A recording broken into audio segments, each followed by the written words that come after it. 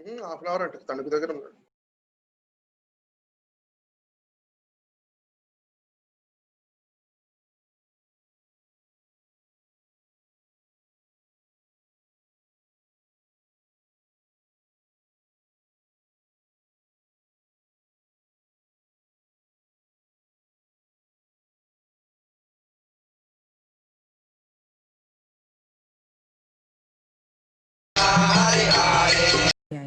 హరే కృష్ణ.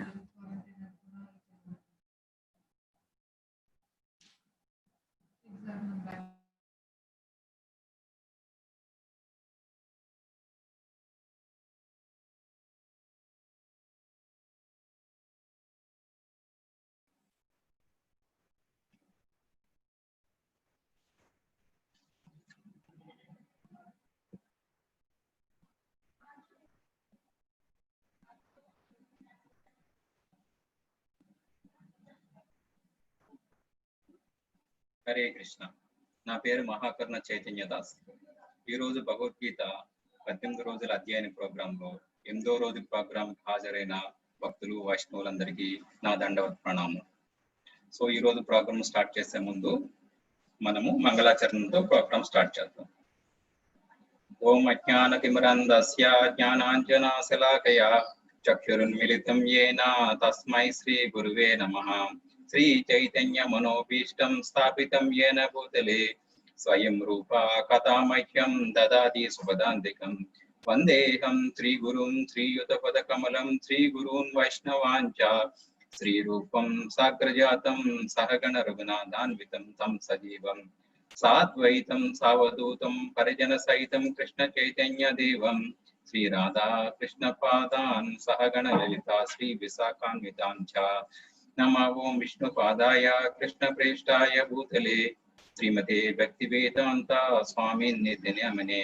నమస్తే సారస్వతి దేవి గౌరవాణి ప్రచారిణి నిర్విశేష శూన్యవాది పాచాచ సుతారిణి.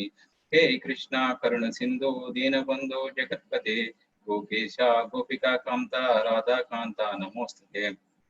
సప్త కాంచన గౌరాంగి రాధే వృందావనేశ్వరి వృషభానుసుతే దేవి ప్రణమామి హరిప్రియే. వాంఛా కల్పతరుభ్యశ్చ కృపా సింధుభ్య ఏవ చ పతితానాం పావనేభ్యో వైష్ణవేభ్యో నమో నమః. జై శ్రీ కృష్ణ చైతన్య ప్రభు నిత్యానంద శ్రీ అద్వైత గదాధర శ్రీవాసాది గౌరభక్త బృంద. హరే కృష్ణ కృష్ణ కృష్ణ హరే హరే హరే రామ రామ రామ హరే హరే. మోహం కరోతి వాచాలం పంకం లంఘాయతే గిరిం యత్కృపాతమహం వందేహం శ్రీ గురుం దీనతారిణం పరమానందం మాధవం శ్రీ చైతన్యమేశ్వరం. హరే కృష్ణ. సో నిన్న మనము భగవద్గీత అధ్యాయం 7 గురించి 7వ చాప్టర్ గురించి డిస్కస్ చేయడం జరిగింది, చర్చించడం జరిగింది. ఈ రోజు మనకి 8వ చాప్టర్ గురించి చర్చిద్దాము. సో 8వ చాప్టర్ అనేది చాలా చాలా ఇంపార్టెంట్ చాప్టర్ అన్నమాట. సో భక్తి యోగంలో 7 నుంచి 12 చాప్టర్ల వరకు మనకి భక్తి యోగం అని చెప్పడం జరిగింది. ఈ భక్తి యోగంలో 2వ ఇంపార్టెంట్ చాప్టర్ భగవత్ ప్రాప్తి. ఇది అధ్యాయం 8 భగవత్ ప్రాప్తి అనే చాప్టర్ అన్నమాట. సో మనము ఆల్రెడీ డిస్కస్ చేయడం జరిగింది. సో ఈ భగవద్గీత మనం ఏ విధంగా చదువుకోవాలి అంటే 8వ అధ్యాయము సులువుగా మనము అధ్యయనం చేయాలంటే ఏ విధంగా చదవాలి అనే విషయం మీద ఒక నిమిషం మాట్లాడదాము. సో ఈ అధ్యాయం 8లో మొత్తం 28 శ్లోకాలు ఉన్నాయి. సో 28 శ్లోకాలని మనము అధ్యాయం అంటే ఈజీగా గుర్తుపెట్టుకోవడం కోసం వీటిని సెక్షన్స్ కింద మనం డివైడ్ చేసుకుందాం. సో ఏ విధంగా చేసుకుందామంటే మొత్తం 6 సెక్షన్స్ కింద మనం వీటిని డివైడ్ చేసుకుందాం. సో సెక్షన్ కింద డివైడ్ చేసుకున్న తర్వాత ఫస్ట్ మొత్తం అంతా చదవకుండా మన పుస్తకంలో మనము శ్లోకం దానికి సంబంధించిన చిన్న భాష్యం ఆ విధంగా చదువుకుంటూ 28 శ్లోకాలు ఒకసారి కనుక మనం ఆ విధంగా కంప్లీట్ చేస్తే ఒక 10 నిమిషాల్లో మొత్తం 28 శ్లోకాలు కంప్లీట్ చేయడం జరుగుతుంది.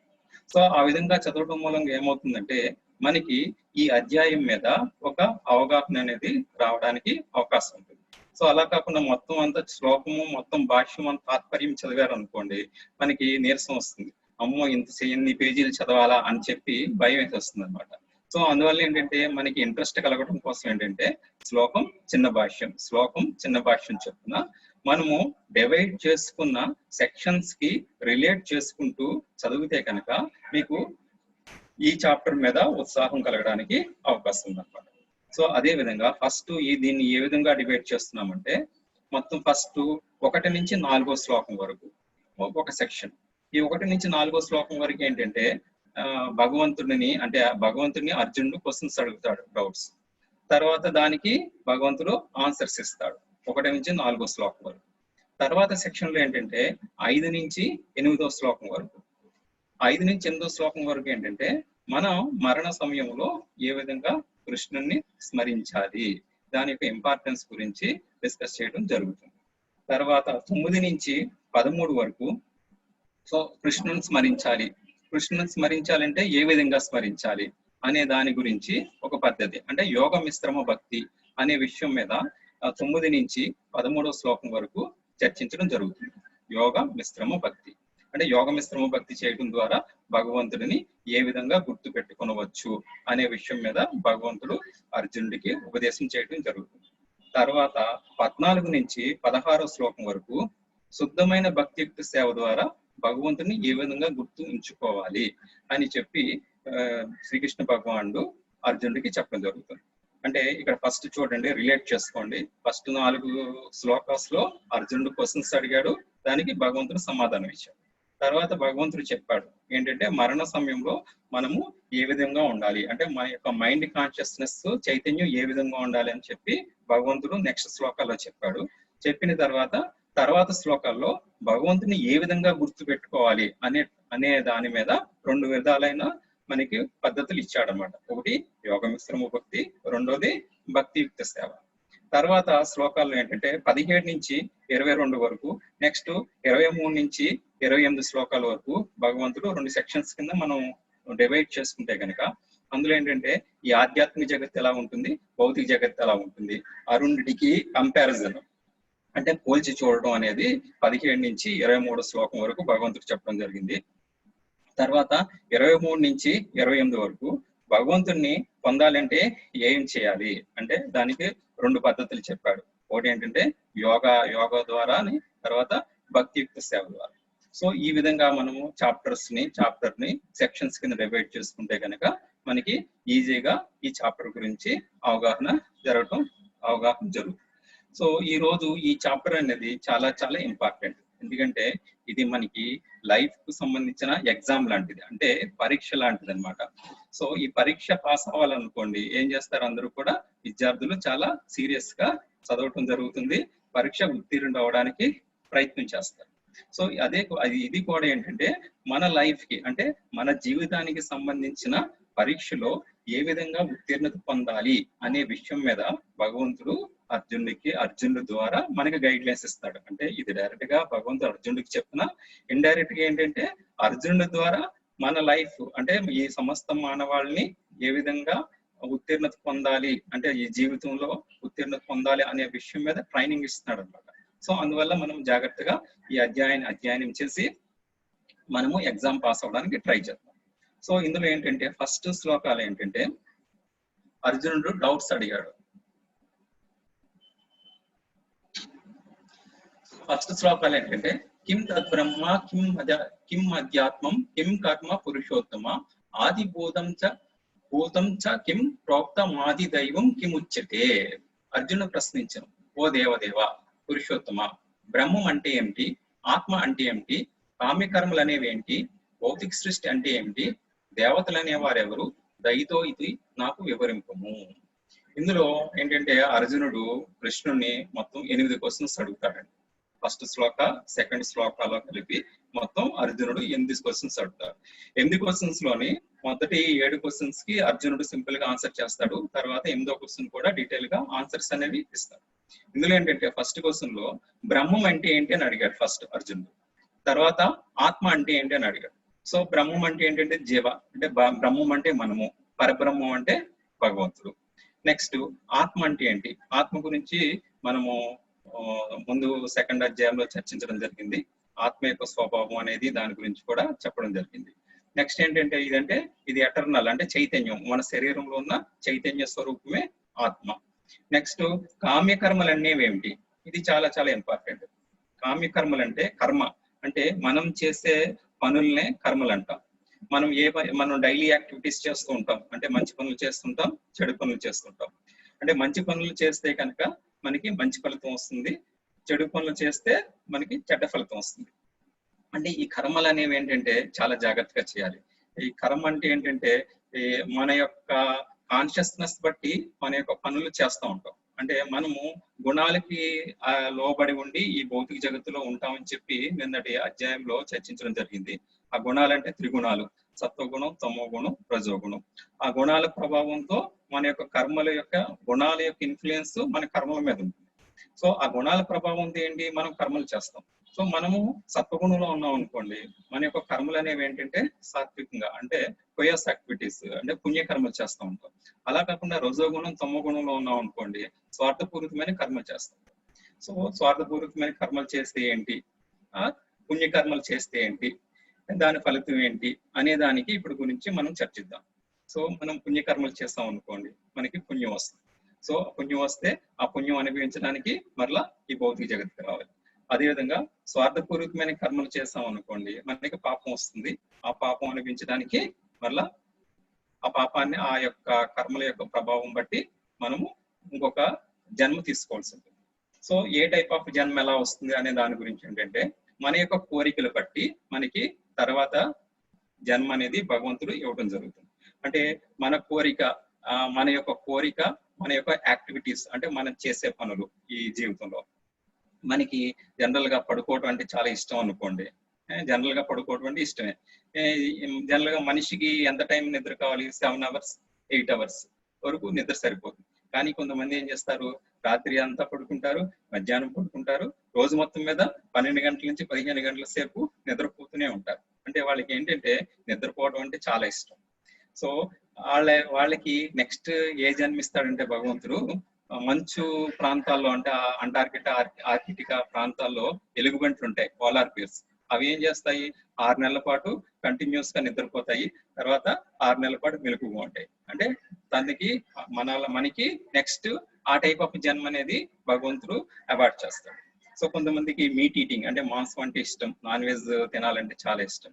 సో అటువంటి వాళ్ళకి భగవంతుడు ఏం చేస్తాడంటే తర్వాత జన్మలో టైగర్ కానీ, సింహాన్ని కానీ ఆ టైప్ ఆఫ్ జన్మ ఇస్తాడు. సో ఎందువల్ల ఇస్తాడు?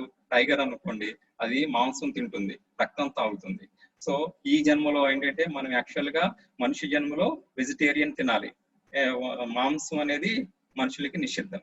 కానీ మన కోరిక, మన డిజైర్ అలా ఉంది కాబట్టి నెక్స్ట్ జన్మలో ఏంటంటే ఆ టైప్ ఆఫ్ జన్మ అనేది రావడానికి అవకాశం ఉంది. అంటే ఈ కర్మ అంటే మన యొక్క కోరికలు బట్టి మనము కిందటి చాప్టర్ లో డిస్కస్ చేయడం జరిగింది. అంటే స్థూల శరీరం, సూక్ష్మ శరీరం అనే రెండు విషయాల గురించి డిస్కస్ చేయడం జరిగింది. స్థూల శరీరం అంటే మనకు కనిపించే ఈ బాడీ, అంటే భూమి, జలము, అగ్ని, వాయువు, ఆకాశము, ఈ యొక్క పంచభూతాలతో తయారైన బాడీని స్థూల శరీరం అంటారు. సూక్ష్మ శరీరం అంటే మనసు, బుద్ధి, అహంకారం. అంటే మన యొక్క కోరికలన్నీ కూడా ఈ సూక్ష్మ శరీరంలో స్టోర్ అయి ఉంటాయి అన్నమాట. సో ఎప్పుడైతే మన యొక్క కోరికలు అలా ఉన్నాయో, అంటే మన యొక్క చైతన్యం వాటి మీద ఉందో, ఆ చైతన్యం యొక్క ప్రభావంతో at the time of leaving the body leave అయిన తర్వాత ఆ కోరిక ప్రకారం మనకి భగవంతుడు జన్మ అనేది అవార్డ్ చేస్తాడు. సో కర్మ అంటే ఏంటంటే మనకి ఫలితాన్ని ఇచ్చేది. ఏదైతే ఈ భౌతిక జగత్తులో మనకు ఫలితం ఇస్తుందో దాన్ని కర్మ అంటాం, అంటే కామికర్మ. అందువల్ల ఏంటంటే మనం కర్మలు అనేవి ఏంటంటే చాలా జాగ్రత్తగా, కేర్ఫుల్ గా చేయాలి. మంచి కర్మలు చేస్తే పుణ్యం వస్తుంది. సో పుణ్యం వచ్చింది అనుకోండి, ఉన్నతమైన జన్మ వస్తుంది. ఉన్నతమైన జన్మ వచ్చినా కష్టమే. అగైన్ జన్మ అయిపోయిన తర్వాత, మరలా పుణ్యం అయిపోయిన తర్వాత మరలా ఈ భూలోకంలోనూ మన యొక్క దాని కోరిక బట్టి మరలా మనిషి జన్మ తీసుకోవాల్సింది. తర్వాత భౌతిక సృష్టి అంటే ఏంటి? ఈ సృష్టి అంటే ఏంటంటే ఈ భౌతిక జగత్తు. ఈ భౌతిక జగత్తులో ఏంటి, కంటిన్యూగా మారే దాన్ని సృష్టి అంటారు. అంటే మన బాడీ ఉంది, మన బాడీ ఏమవుతుంది, కంటిన్యూస్ గా చేంజ్ అవుతూ ఉంటుంది. అంటే 6 టైప్ ఆఫ్ చేంజెస్ అవుతాయి మన శరీరం. అంటే 6 విధాలుగా మనకు మారుతుంది. సో పుట్టడం అంటే చిన్న పిల్లవాడుగా ఉంటాం పుట్టినప్పుడు. తర్వాత పెరుగుతారు, అంటే కొంచెం పెరగడం జరుగుతుంది. తర్వాత ఏమవుతుంది, ఆ విధంగా కంటిన్యూగా ఒక స్టేజ్ లో కొన్ని రోజులు ఉండటం జరుగుతుంది. తర్వాత 4th స్టేజ్ ఏంటి, మనలాంటి బాడీస్ ని ఉత్పత్తి చేయటం, అంటే మ్యారేజ్ చేసుకున్న తర్వాత పిల్లల్ని భార్య ద్వారా ఉత్పత్తి చేయడం జరుగుతుంది. తర్వాత ఏమవుతుంది, కొంచెం ఏజ్ వచ్చిన తర్వాత అట్ ది ఏజ్ ఆఫ్ 55 వచ్చిన తర్వాత నెమ్మదిగా బాడీ క్షీణించడం జరుగుతుంది. తర్వాత ముసలితనం వచ్చిన తర్వాత బాడీ క్షీణించి నశించిపోతుంది. సో ప్రతి బాడీ కూడా ఏంటంటే జీవరాశి కూడా ఈ టైప్ ఆఫ్ ఈ 6 రకాల యొక్క మార్పులకి లోన్ అవుతుంటుంది ఈ సృష్టిలో. అదే విధంగా ఈ సృష్టి ఈ జగత్తు కూడా ఏంటంటే మార్పులకు లోన్ అవుతుంది.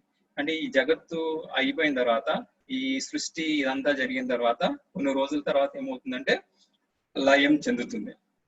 అంటే భగవంతుడు మన బ్రహ్మకి యొక్క కాలం అయిపోయిన తర్వాత, బ్రహ్మకు సంబంధించిన ఒక రోజు అయిపోయిన తర్వాత ఈ సృష్టి కూడా ఏంటంటే మనకి లయం పొందుతుందంట.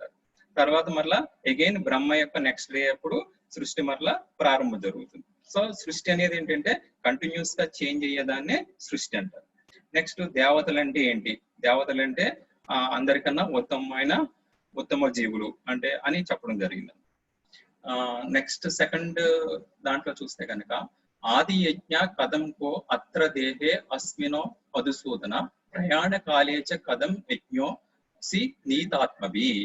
అంటే ఓ మధుసూదన, యజ్ఞ ప్రభు ఎవరు?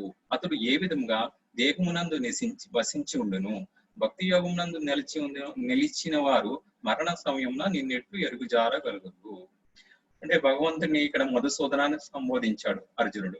అర్జునుడు ఏమంటున్నారంటే యజ్ఞ ప్రభు ఎవరు అని అడిగారు. యజ్ఞ ప్రభు ఎవరంటే విష్ణువు. విష్ణువునే యజ్ఞ ప్రభు అంటారు, ఆర్ ఇంద్రుడు. వీళ్ళిద్దరినీ కూడా యజ్ఞ ప్రభు అని అనడానికి అవకాశం ఉంది. నెక్స్ట్ అతడు ఏ విధంగా ఈ దేహమునందు నివసించి ఉండును, అంటే మన శరీరంలో ఏ విధంగా నివసించి ఉంటాడు అని అడుగుతున్నాడు అర్జునుడు. ఏ విధంగా నివసించి ఉంటాడు మన శరీరంలో? పరమాత్మ రూపంలో ఆత్మ పక్కన నివసించి ఉంటాడు యజ్ఞ ప్రభు.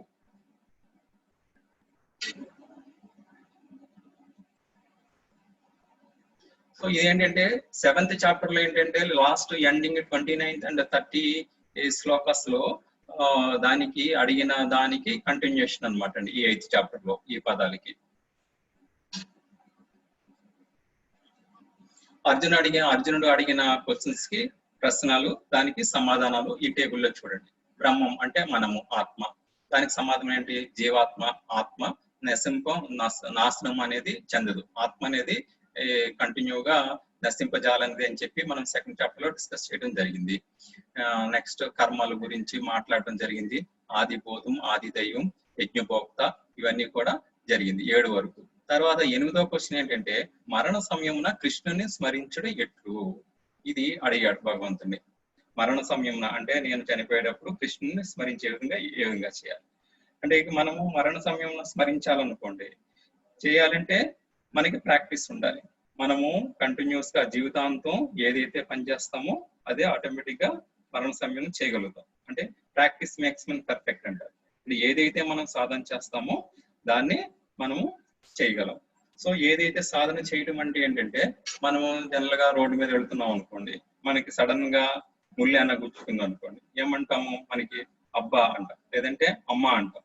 అంటే మనకి చిన్నప్పటి నుంచి ఆ విధంగా అలవాటు అయిపోయింది, సడన్ గా ఏమొచ్చినా.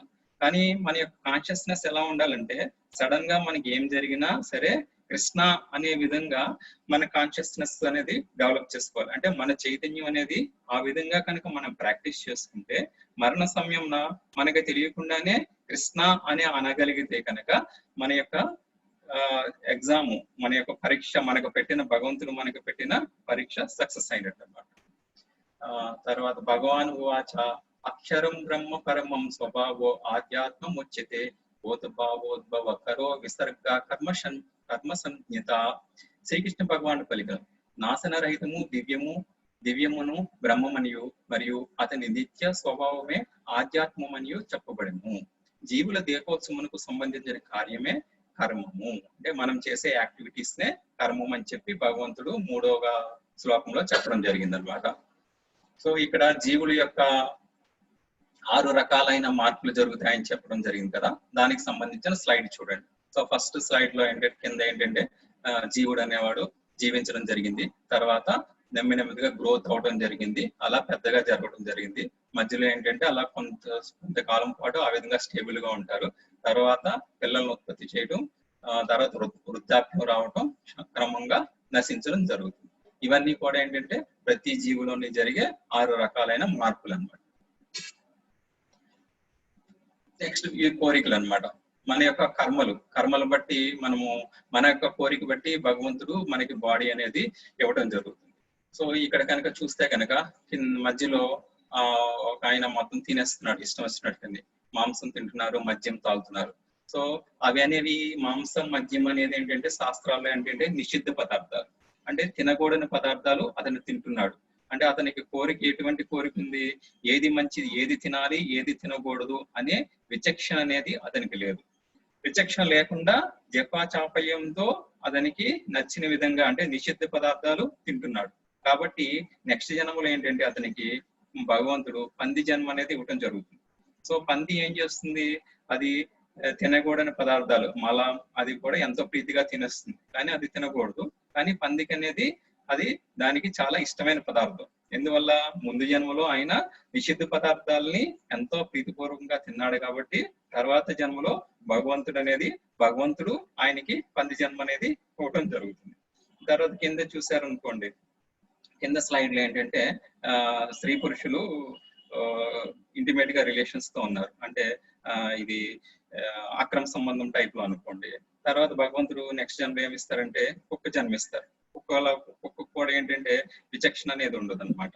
రోడ్డు మీద ఏది కనిపించినా సరే వెంటనే ఇమీడియట్ గా వెళ్ళిపోతుంది. సో ఆ విధంగా మనం చేసే కర్మలకి తగ్గట్టు ఫలితం అనేది భగవంతుడు నెక్స్ట్ జన్మలో ఇవ్వటం జరుగుతుంది. సో మనం చేసే కర్మలు భగవంతుడికి ఎలా తెలుస్తున్నాయి అనే డౌట్ రావచ్చు. ఎలా తెలుస్తాయి? ప్రతి వారి హృదయంలోని భగవంతుడు పరమాత్మ రూపంలో మనతో పాటు ఉన్నాడు. అందువల్ల ఏంటి, మనం చేసే కార్యక్రమాలు, మన కోరికలన్నీ కూడా భగవంతుడు పరమాత్మ రూపంలో రికార్డ్ చేసుకుంటున్నాడు. సో మనం చేసే పనులు ఎవరికి తెలియదని అనుకోకండి, ఎందుకంటే మనం చేసే పనులన్నీ కూడా భగవంతుడు మన హృదయంలోనే పరమాత్మ రూపంలో సాక్షి రూపంగా ఉన్నాడు. అందువల్ల ఏంటంటే ఆయన మన యొక్క ఆలోచనలు, మన కోరికలు అన్ని కూడా ఆయన నోట్ చేసుకోవడం జరిగి మనకి దానికి తగ్గ రిజల్ట్ అనేది ఇవ్వటం జరుగుతుంది అన్నమాట. సో దానికి తగ్గ రిజల్ట్ ఏంటంటే మనకి చాలా పెద్ద పెద్ద కోరికలు ఉండొచ్చు, అయినా ఆ కోరికలు తీర్చనని లేదు. మనకి ఒక బిల్డింగ్ కావాలనుకోండి, ఒక పెద్ద ఇల్లు కొనుక్కోవాలని ఉంటుంది, మరి పెద్ద విల్లా కట్టుకోవాలని ఉంటుంది మన కోరిక. సో మనలో ఆ కోరిక ఉంది కదా అని చెప్పి భగవంతుడు ఆ కోరికని తీర్చడు. సో అక్కడ భగవంతుడు చూసేది ఏంటంటే రెండు చూస్తాడు. ఒకటి కోరిక, నెక్స్ట్ మన యొక్క అర్హత, అంటే ఆ కోరిక తీర్చుకోవడానికి మనకి అర్హత ఉందా లేదా అనేది చూస్తాడు. సో మనకి పెద్ద కోటీసుడు అయిపోవాలని ఈ జన్మలో కోరిక ఉంది అనుకోండి, నెక్స్ట్ జన్మలో కోరిక ఉంది కదా అని చెప్పి పరమాత్మ కోటీసుడు చేయడు. ఎందువల్లంటే మనకి ఆ అర్హత ఉందా లేదో చూస్తాడు. అర్హత ఉందా అంటే ఏంటి, నెక్స్ట్ జన్మలో కోటీసుడు అవ్వాలంటే మనం పుణ్యం సంపాదించుకోవాలి. పుణ్యం సంపాదించుకుంటే ధనవంతుల ఇంట్లో మనం సంతానంగా పుట్టడం జరుగుతుంది. సో మనకి కనుక ఆ అర్హత ఉంటే కనుక భగవంతుడు పరమాత్మ రూపంలో గ్రాంట్ చేయడం జరుగుతుంది అన్నమాట. తర్వాత శ్లోకంలో ఏంటంటే దేహదారి పరిణామశీలమైన ఈ భౌతిక ప్రకృతి ఆదిపోతు కనబడును.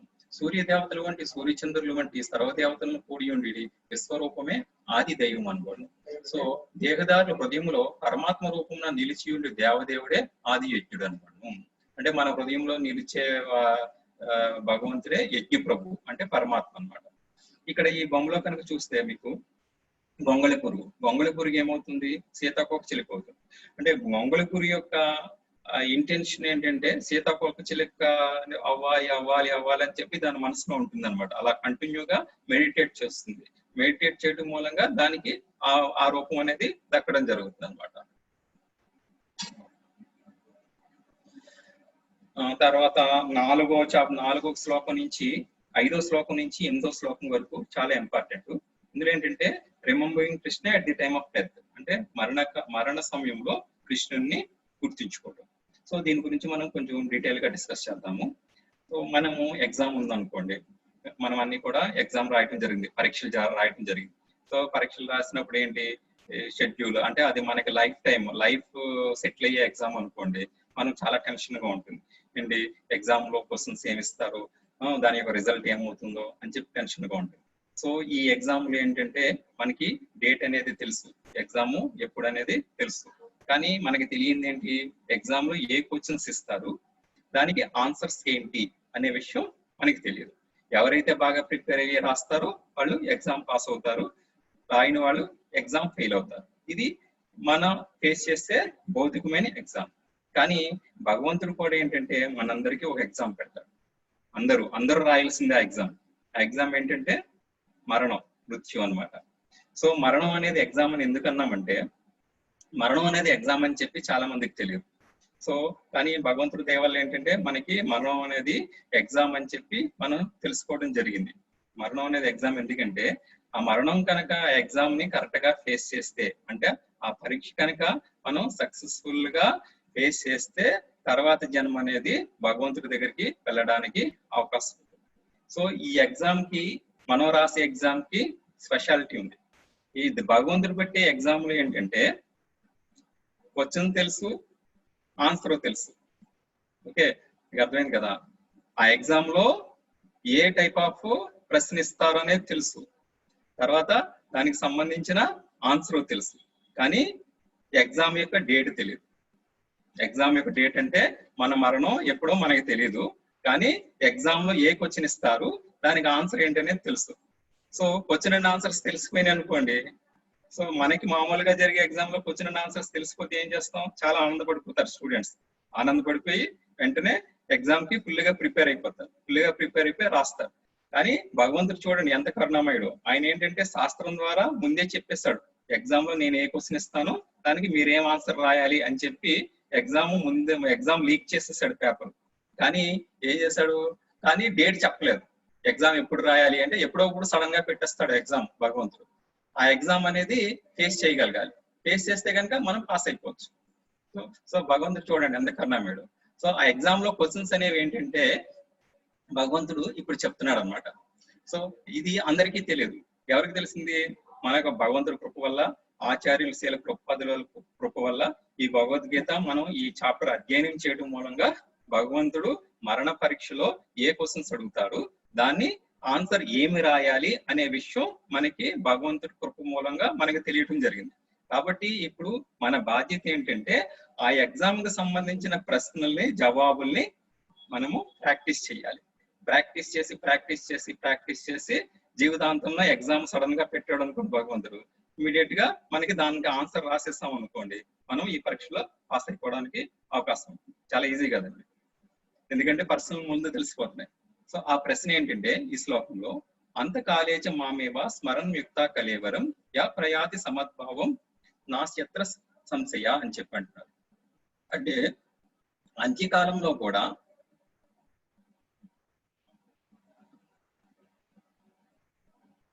అంత్యకాలంలో కూడా నన్నే స్మరించుచు దేహత్యాగం చేసేడు వాడు తక్షణమే నన్ను పొందుచున్నాడు, ఈ విషయంలో ఎట్టి సందేహము లేదు అని చెప్తున్నారు.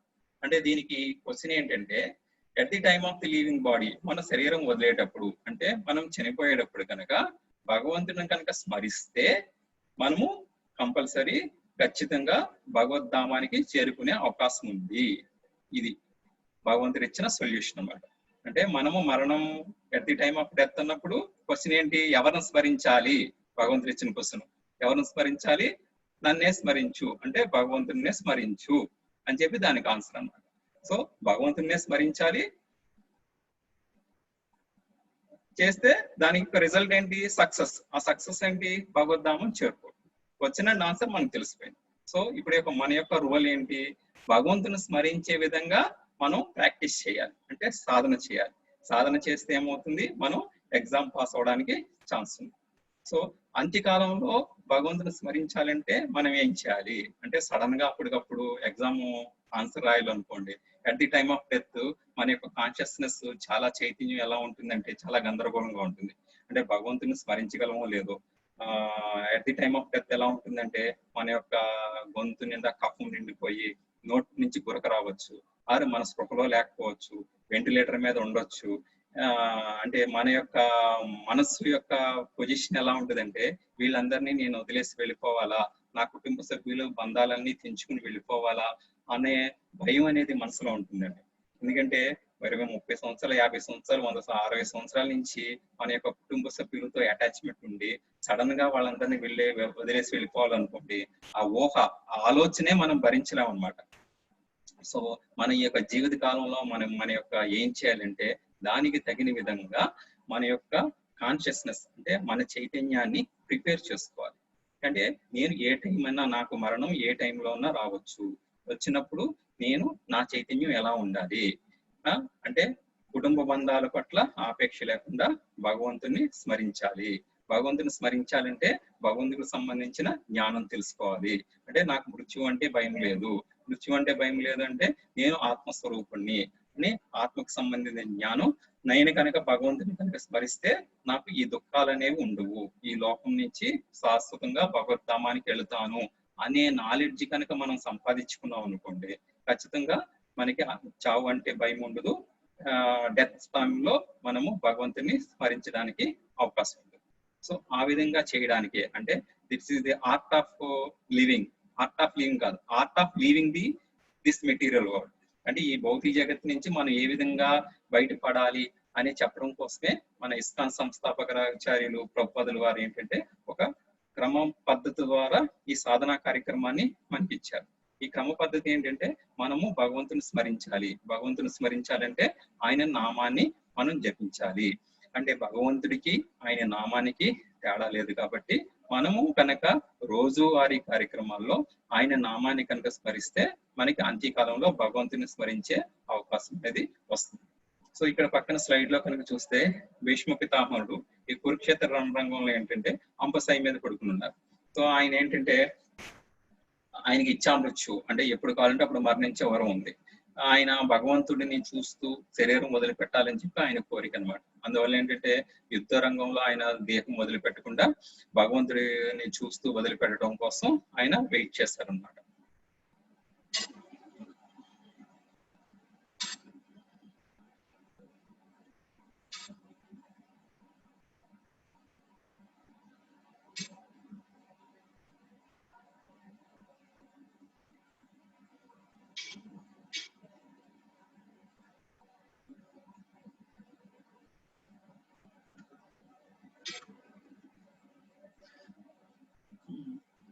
దీనిలో ఏంటంటే ఈ స్లైడ్ కనుక చూస్తే మీరు ఇది యక్ష ప్రశ్నలకు సంబంధించిన స్లైడ్ అన్నమాట. ఇది ఇందులో ఏంటంటే మీరు ధర్మరాజు ఆయన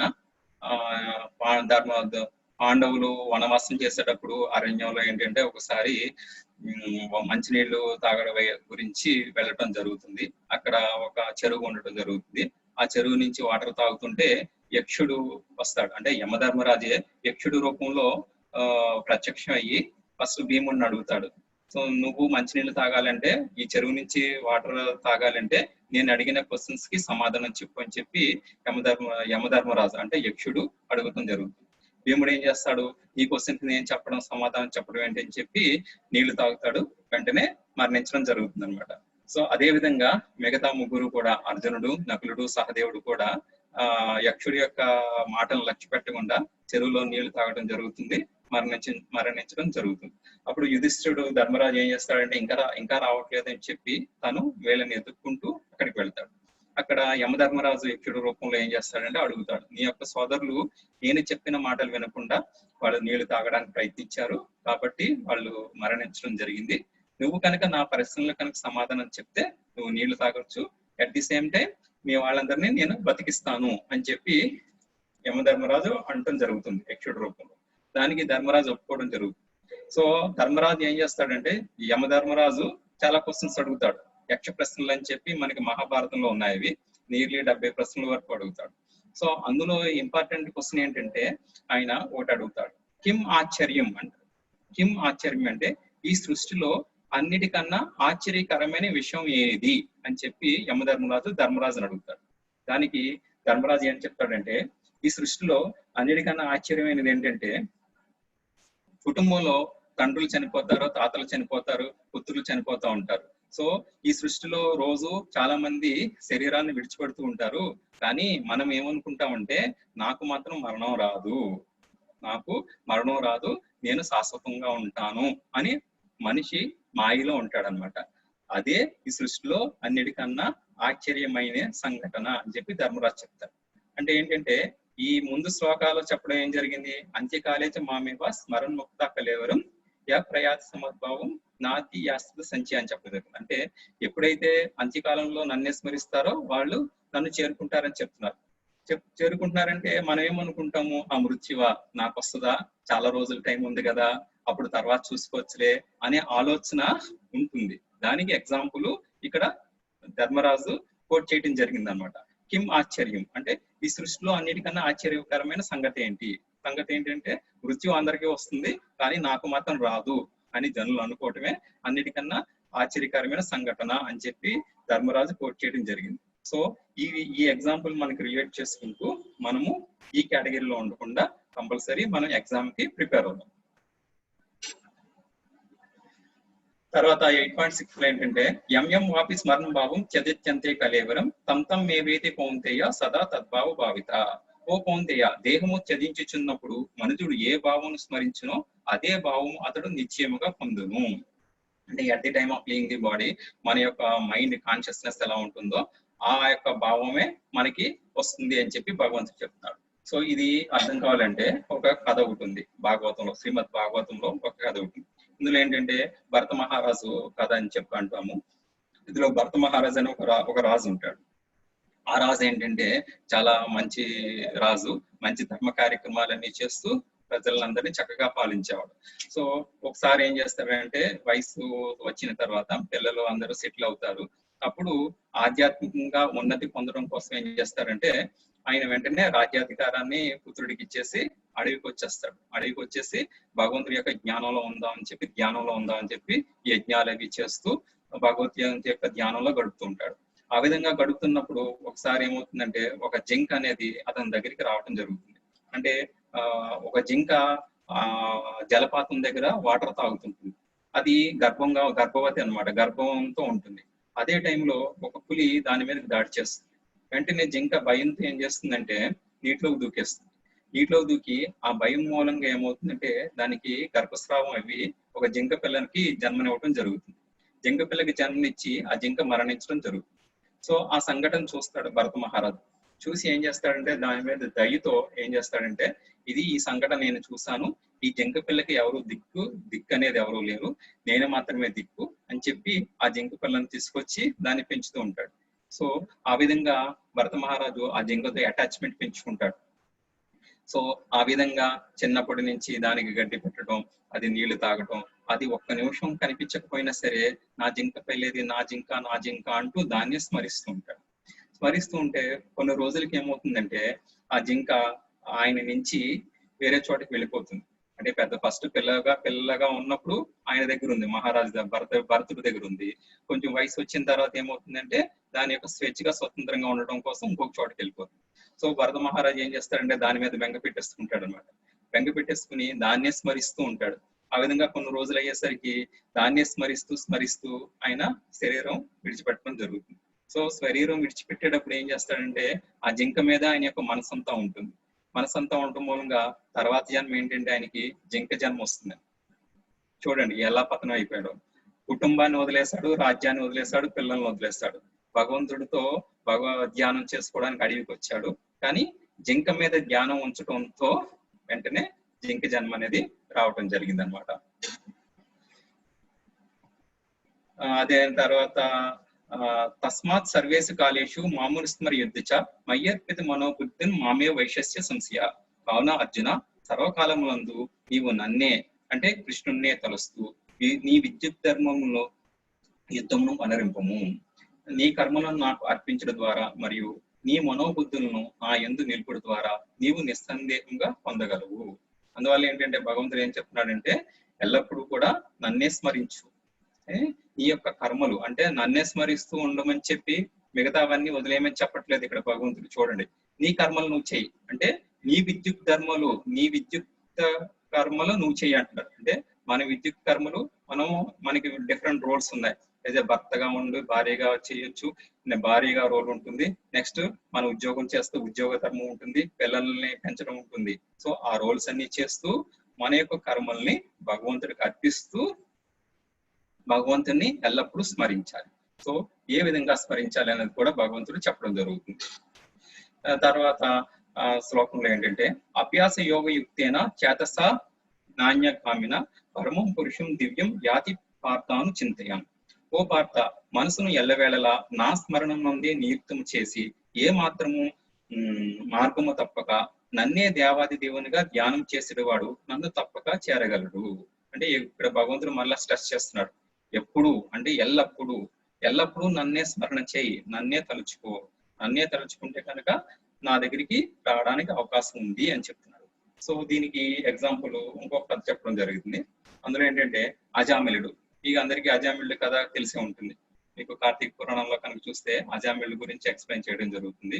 అందులో ఏంటంటే అజామిలుడు అనే బ్రాహ్మణుడు, ఒక బ్రాహ్మణుడు ఉంటాడు. ఆయన ఏంటంటే మొత్తం అన్ని కూడా బ్రాహ్మణ కార్యక్రమాలు ఎల్లప్పుడూ కూడా 3 పూట్ల సంధ్యావందనం అవి చేస్తూ నియమబద్ధంగా జీవిస్తూ వేదాలు చదువుతూ ధర్మబద్ధంగా జీవిస్తూ ఉంటాడు ఆయన అజామిలుడు. ఒక రోజు ఏంటంటే పని మీద బయటికి వెళ్ళి వస్తుంటే ఒక అడవిలో ఏంటంటే ఒక వేశ్య ఒక విటుడితో సన్నిహితంగా ఉండటం చూస్తాడనమాట దగ్గర నుంచి. చూసి ఏం చేస్తాడు, ఏమవుతుందంటే అతని యొక్క మనసు చలిస్తుంది. చలించి ఏం చేస్తాడంటే తర్వాత ఆ వేశ్య ఇంటికి వెళతాడు. అంటే బ్రాహ్మణుడు భార్యను వదిలేస్తాడు. భార్యను వదిలేసి ఆ వేశ్యతో సాంగత్యం చేస్తాడు. సాంగత్యం చేసి 10 మంది పుత్రుల్ని పొందడం జరుగుతుంది అజామిలుడు. అంటే మొత్తం ఇవన్నీ వదిలేస్తాడు, తన ధర్మాలన్నీ వదిలేస్తాడు. ముందు భగవంతుడిని ఎంత నిష్టగా పూజించాడో అదంతా వదిలేసి వేశ్య సాంగత్యంతో భ్రష్టుడు అయిపోతాడు అనమాట. అంటే అట్ ది ఏజ్ ఆఫ్ ఆయన 85 years కి లాస్ట్ 10వ పుత్రుడు పుడతాడనమాట, చిన్న పుత్రుడు. ఆ పుత్రుడికి ఏంటంటే భగవంతుడి యొక్క దయ వల్ల ఏంటంటే అతనికి నారాయణ అని పేరు పెట్టుకుంటాడు. ఆ చిన్న పుత్రుడికి, చిన్న కుమారుడికి. ఆ చిన్న కుమారుడికి నారాయణుడు అంటే, నారాయణ అనే చిన్న పుత్రుడు అంటే ఈ అజామిలుడికి చాలా చాలా ఇష్టం అనమాట. సో ఎప్పుడు కూడా పుత్రుడిని ప్రేమతో పిలుస్తుంటాడు. నారాయణ రా, నారాయణ నాకు ముద్దు ఇలా చెప్పి ఎల్లప్పుడూ నారాయణ నారాయణ అని స్మరిస్తూ ఉంటాడు. సో ఆ విధంగా జరుగుతూ ఉన్నప్పుడు కొన్ని రోజులకి ఏంటంటే ఆయనకి మృత్యు సమయం ఆసన్నం అవుతుందన్నమాట. మృత్యు సమయం ఆసన్నమయ్యి యమధర్మరాజు యమదూతలు రావడం జరుగుతుంది ఆయనని తీసుకువెళ్ళడానికి. సో వాళ్ళని చూసి అజామిలుడు చాలా భయపడిపోతాడు. భయపడిపోయి అప్రయత్నంగా ఆయన నోటంట నారాయణ అని చెప్పి పిలుస్తాడు. కానీ ఇక్కడ నారాయణ అని పిలిచింది భగవంతుని కాదండి, ఈయన యొక్క చిన్న పుత్రుడిని, చిన్న కుమారుని పిలిచాడు. భయం వేసేసి నారాయణ అని చెప్పి ప్రేమతో ఆయన భయంతో పిలిచాడు పుత్రుడిని. సో నారాయణ అని పిలవగానే వెంటనే విష్ణుదూతలు ప్రత్యక్షం అవుతారు. ఎందుకంటే ఎప్పుడైతే మరణ సమయంలో భగవంతుని స్మరించాడో ఇమీడియట్ గా భగవంతుడు ఆయన యొక్క అనుచరుల్ని పంపించాడు అనమాట. అంటే మనము ఆర్తితో కనుక ఎప్పుడైనా మనం భగవంతుని వేడుకుంటే ఇమీడియట్ గా భగవంతుడు అనేవాడు రెస్పాండ్ అవుతాడు. నిన్న కూడా చర్చించడం జరిగింది. ద్రౌపది వస్త్రాపహరణం సమయంలో కూడా భగవంతుడిని స్మరిస్తే వెంటనే వచ్చి ఆవిడని రక్షిస్తాడు. అలాగే గజేంద్రుడిని రక్షిస్తాడు. సో అదే విధంగా మరణ సమయంలో కూడా నారాయణ అని పిలవగానే వెంటనే భగవంతుడు విష్ణుదూతలను పంపించడం జరుగుతుంది. యమదూతల నుంచి వాళ్ళని కాపాడటం జరుగుతుంది. కాపాడటం జరిగిన తర్వాత విష్ణుదూతలు వెళ్ళిపోతారు. తర్వాత అజామిలుడికి తెలుస్తుంది అనమాట, అనుకుంటాడు అయ్యో నేను ఈ విధంగా భ్రష్టు పట్టిపోయాను, అందువల్ల నాకు ఈ విధంగా జరిగింది అని చెప్పి ఆయన మనసులో రియలైజేషన్ వస్తుంది. వచ్చి వెంటనే హరిద్వార్ వెళ్తాడు. హరిద్వార్ వెళ్ళి అక్కడ తపస్సు భగవంతుడి యొక్క ధ్యానంలో గడుపుతాడు అనమాట. అలా కొన్ని రోజులు గడిపి ఆయన ప్యూరిఫై అవుతాడు. అంటే మనసులో ఉన్న కల్మషాలని పాపకర్మలని తొలగించుకుంటాడు అనమాట. తొలగించుకుని మృత్యు ఆసనం అయినప్పుడు at the time of death body leave అయినప్పుడు భగవంతుడు పుష్పక విమానంలో వచ్చి ఆయన్ని తీసుకెళ్ళటం జరిగింది అనమాట. అంటే అంత్యకాలంలో ఎవరైతే భగవంతుని స్మరించారో కంపల్సరీ భగవద్ధామానికి వెళ్ళడానికి అవకాశం ఉందన్నమాట.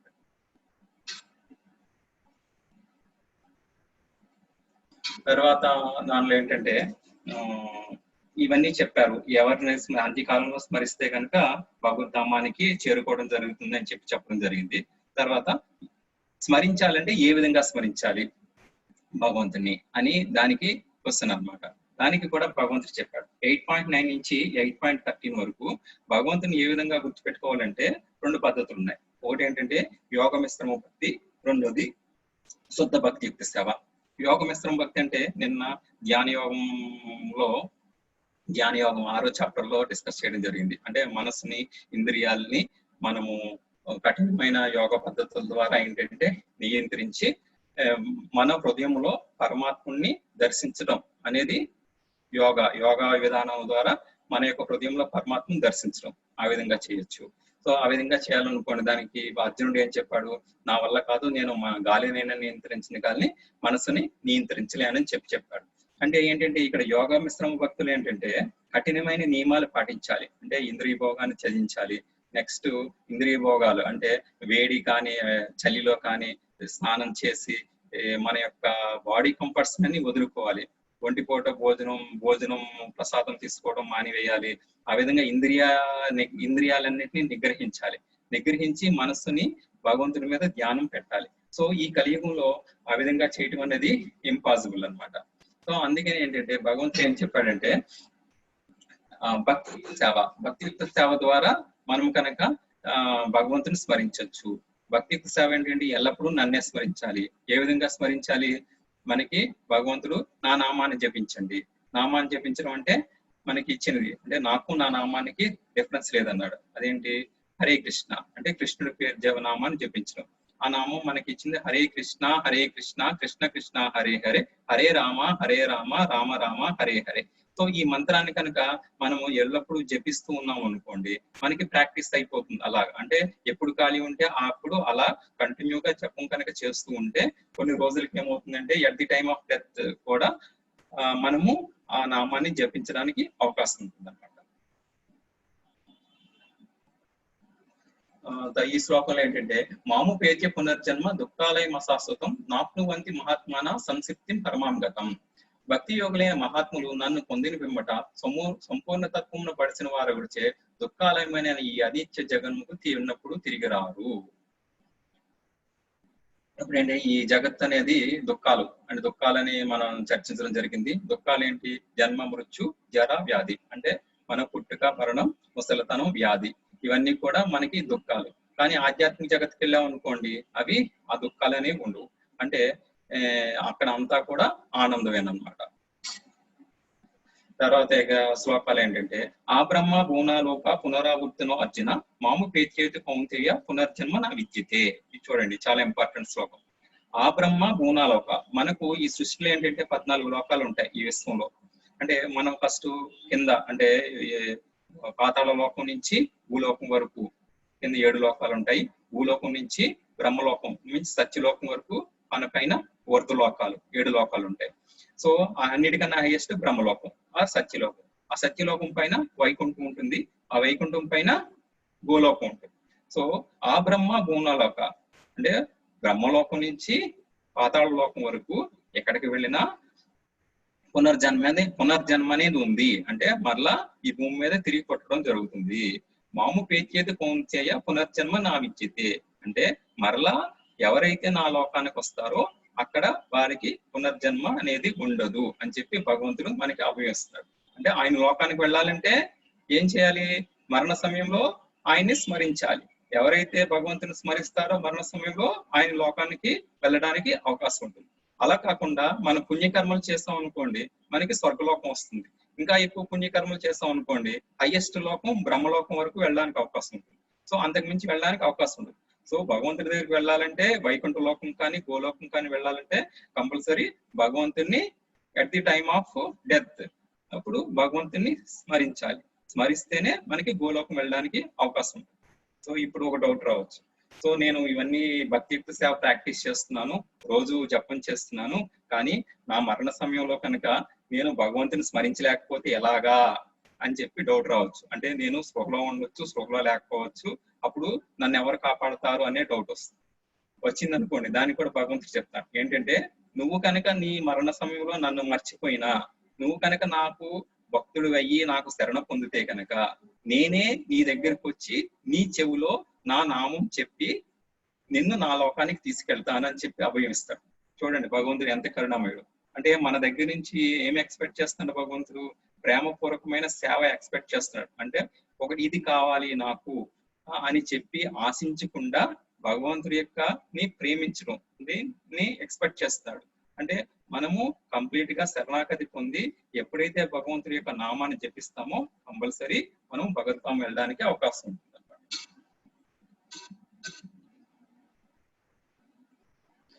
ఇక్కడ లోకాలు బ్రహ్మలోకం, అన్నిటికన్నా అత్యున్నతమైన లోకం బ్రహ్మలోకం అని చెప్పడం జరిగింది కదా. ఆ బ్రహ్మలోకంలో జీవనకాలం ఎంత ఉంటుంది?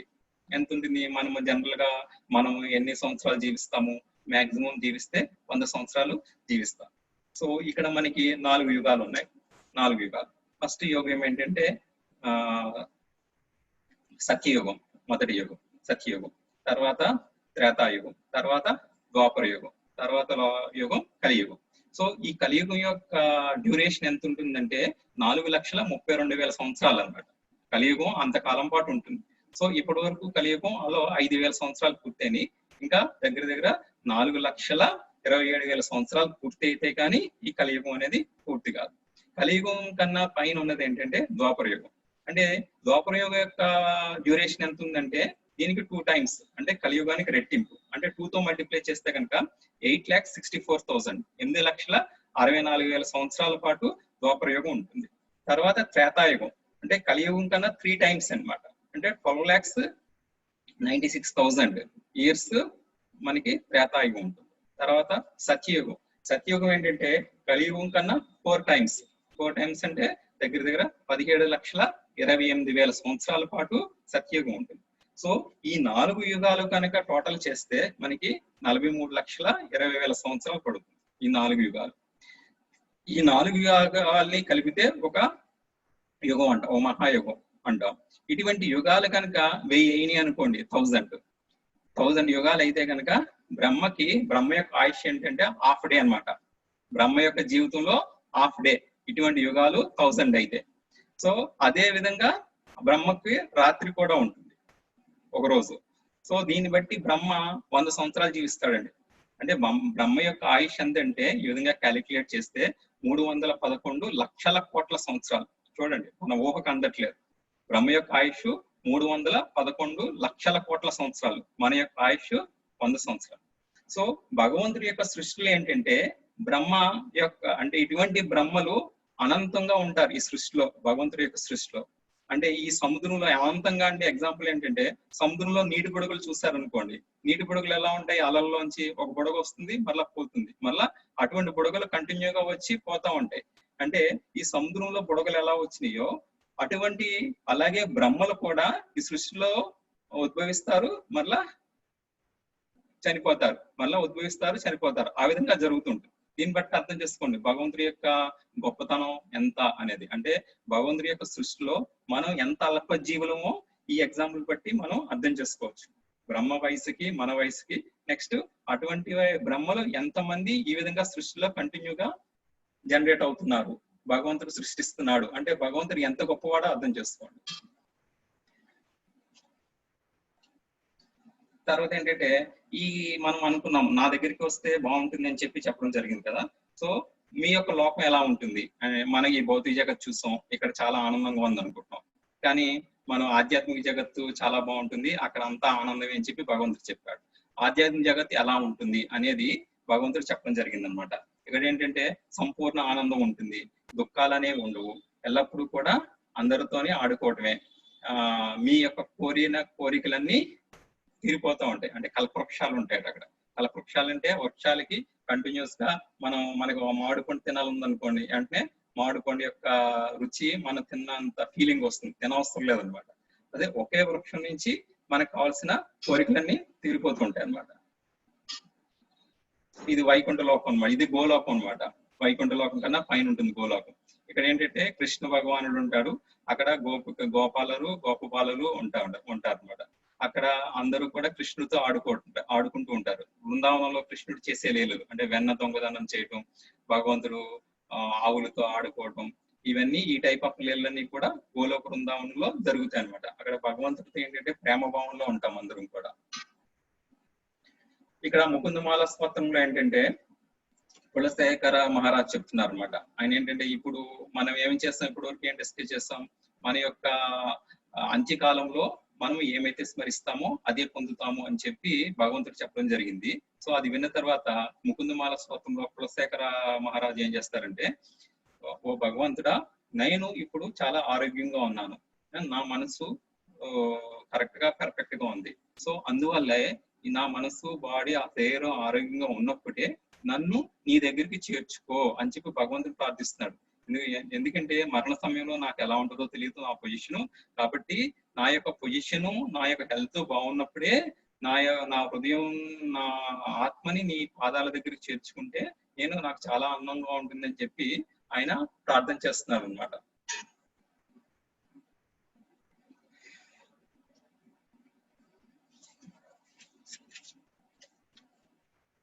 తర్వాత సెక్షన్లో ఏంటంటే ఆత్మ ఏ విధంగా ఈ శరీరం నుంచి ఏ టైంలో వదిలిపెడితే మనకి ఏ టైప్ ఆఫ్ లోకాలు వస్తాయని చెప్పి భగవంతుడు ఎక్స్ప్లెయిన్ చేయడం జరుగుతుంది అనమాట. 23 నుంచి 28వ శ్లోకం వరకు. ఇందులో ఏంటంటే 23 నుంచి 26 శ్లోకం వరకు ఏంటంటే యోగా అండ్ యోగా విధానం ద్వారా యోగులు శరీరం విడిచిపెడితే ఎక్కడికి ఆత్మ వెళుతుంది అంటారు.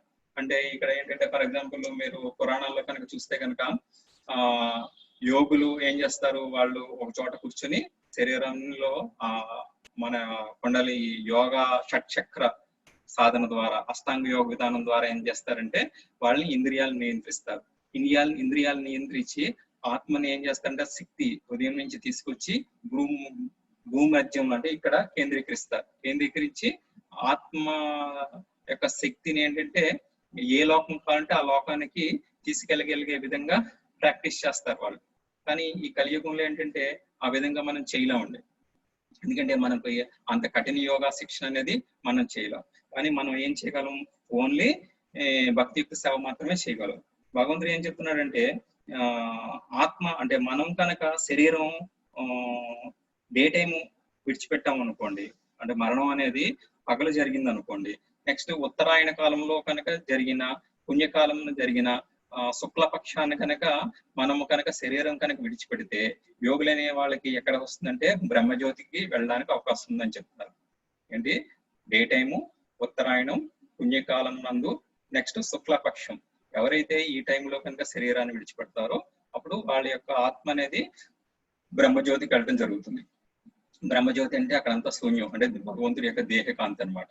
అలా కాకుండా రాత్రి సమయంలో కానీ, దక్షిణాయన సమయంలో కానీ, కృష్ణపక్షం నందు కానీ విడిచిపెడితే, మనం శరీరం కనుక విడిచిపెడితే మనం చంద్రలోకం వెళ్ళడానికి అవకాశం ఉంటుందంట. సో చంద్రలోకం వెళితే కనుక మనం మళ్ళా తిరిగి ఈ భూలోకానికి మళ్ళా మనిషి జన్మ తీసుకోవాల్సిందే. సో ఈ విధంగా మనము ఏ కాలంలో కావాలంటే ఆ కాలంలో విడిచిపెట్టే శక్తి మనకు లేదు. కానీ యాదృచ్ఛికంగా ఈ టైంలో విడిచిపెట్టినా మనకు ఈ లోకానికి వెళ్ళడానికి అవకాశం. కానీ భక్తులు మాత్రం ఏంటంటే వాళ్ళకి ఈ టెన్షన్ ఉండదండి. భక్తులు ఏంటంటే ఏ టైంలో శరీరం విడిచిపెట్టినా వారి యొక్క యోగక్షేమాలు భగవంతుడు చూసుకుంటాడు. అంటే చూడండి ఎంత కరుణ చూడండి. ఏ టైంలో అంటే at the time of death చెప్పాడు, నన్ను స్మరిస్తే నా లోకానికి చేరుకుంటావు అని చెప్పి భగవంతుడు అభయం ఇచ్చాడు. అదేవిధంగా నెక్స్ట్ మరలా భగవంతుడు ఏం అభయం ఇచ్చాడు, నువ్వు కనుక మర్చిపోయినా నన్ను స్మరించడం, నువ్వు జీవితాంతం నన్ను స్మరించావు కానీ at the time of death నీ యొక్క శరీర కండిషన్స్ మూలంగా నన్ను స్మరించే విధంగా లేవు. అయినా సరే నేను నీ దగ్గరకు వచ్చి నేను నా నామం నీకు గుర్తు చేసి నా ధామానికి తీసుకెళ్ళి వెళ్ళే బాధ్యత నాది అంటాడు. అందువల్ల ఏంటంటే మళ్ళీ భక్తులు అనే వాళ్ళకి ఏంటంటే నేను ఏ టైంలో విడిచిపెట్టాలి శరీరము, పగలు విడిచిపెట్టాలా, రాత్రి విడిచిపెట్టాలా అనే టెన్షన్ అనేది మనము పెట్టుకోవసరం లేదు. ఎందుకంటే మనం మాత్రం మన సింపుల్ గా ఏంటంటే భగవంతుడిని స్మరిస్తూ, ఎల్లప్పుడూ కూడా భగవంతుడిని స్మరిస్తూ మన యొక్క జీవితాన్ని ప్రాక్టీస్ చేసుకున్నాం అనుకోండి. జీవితంలో అంటే మినిమం ఒక 2 hours ఆర్ 1 hour భగవంతుడి యొక్క నామాన్ని జపం చేసుకోవటం, తర్వాత భగవద్గీత చదువుకోవటం, భగవంతుడికి సంబంధించిన విషయాలనే చర్చించడం. ఈ విధంగా మన జీవితాన్ని కనుక మలుచుకున్నాం అనుకోండి, డెఫినెట్ గా మన యొక్క లైఫ్ టైం అంటే ఫైనల్ ఎగ్జామ్ అనేది పాస్ అవ్వడానికి జరుగుతుంది. పాస్ అయ్యే అవకాశం అనేది మనకి ఉంటుంది అన్నమాట.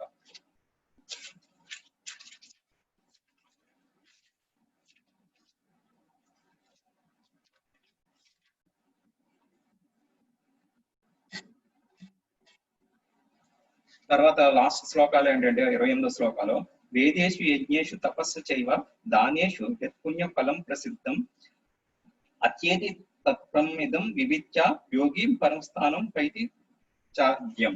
అంటే వేద యజ్ఞాలు చేసిన వాళ్ళు, నెక్స్ట్ తీవ్ర తపస్సులతో యజ్ఞం చేసిన వాళ్ళు, దానాల వల్ల భక్తియుక్త సేవ మార్గం ఇవన్నీ చేశారు అనుకోండి, తపస్సులు చేశారు అనుకోండి, యజ్ఞాలు చేశారు అనుకోండి. సో ఒక్కొక్కరికి యోగులు ఒక టైప్ ఆఫ్ యజ్ఞం చేస్తే ఒక లోకానికి వెళ్ళడం జరుగుతుంది. అలాగే తపస్సు చేస్తారు అనుకోండి, వాళ్ళకి పుణ్యం వస్తుంది. సో ఈ విధంగా చేసిన వాళ్ళు ఆ పర్టికులర్ లోకానికి వెళ్ళడం జరుగుతుంది. కానీ భక్తులు అనే వాళ్ళు ఏంటంటే ఇవన్నీ ఈ కలియుగంలో ఇవన్నీ చేయకపోయినా సరే, మనం ఎప్పుడైతే భక్తియుక్త సేవా మార్గంలో ఉన్నామో భగవంతుడు అంటే ఈ వాళ్ళకి వీళ్ళ చేసిన అంటే ఈ తపస్సు ఫలితం, యజ్ఞాల ఫలితం, దానాల ఫలితం ఇవన్నీ కూడా వాళ్ళకి వచ్చి భగవద్ధామానికి వెళ్ళే అవకాశం అనేది భక్తియుక్త సేవలో ఉంది అని చెప్పి భగవంతుడు విశ్వాసం ఇవ్వడం జరిగింది అనమాట.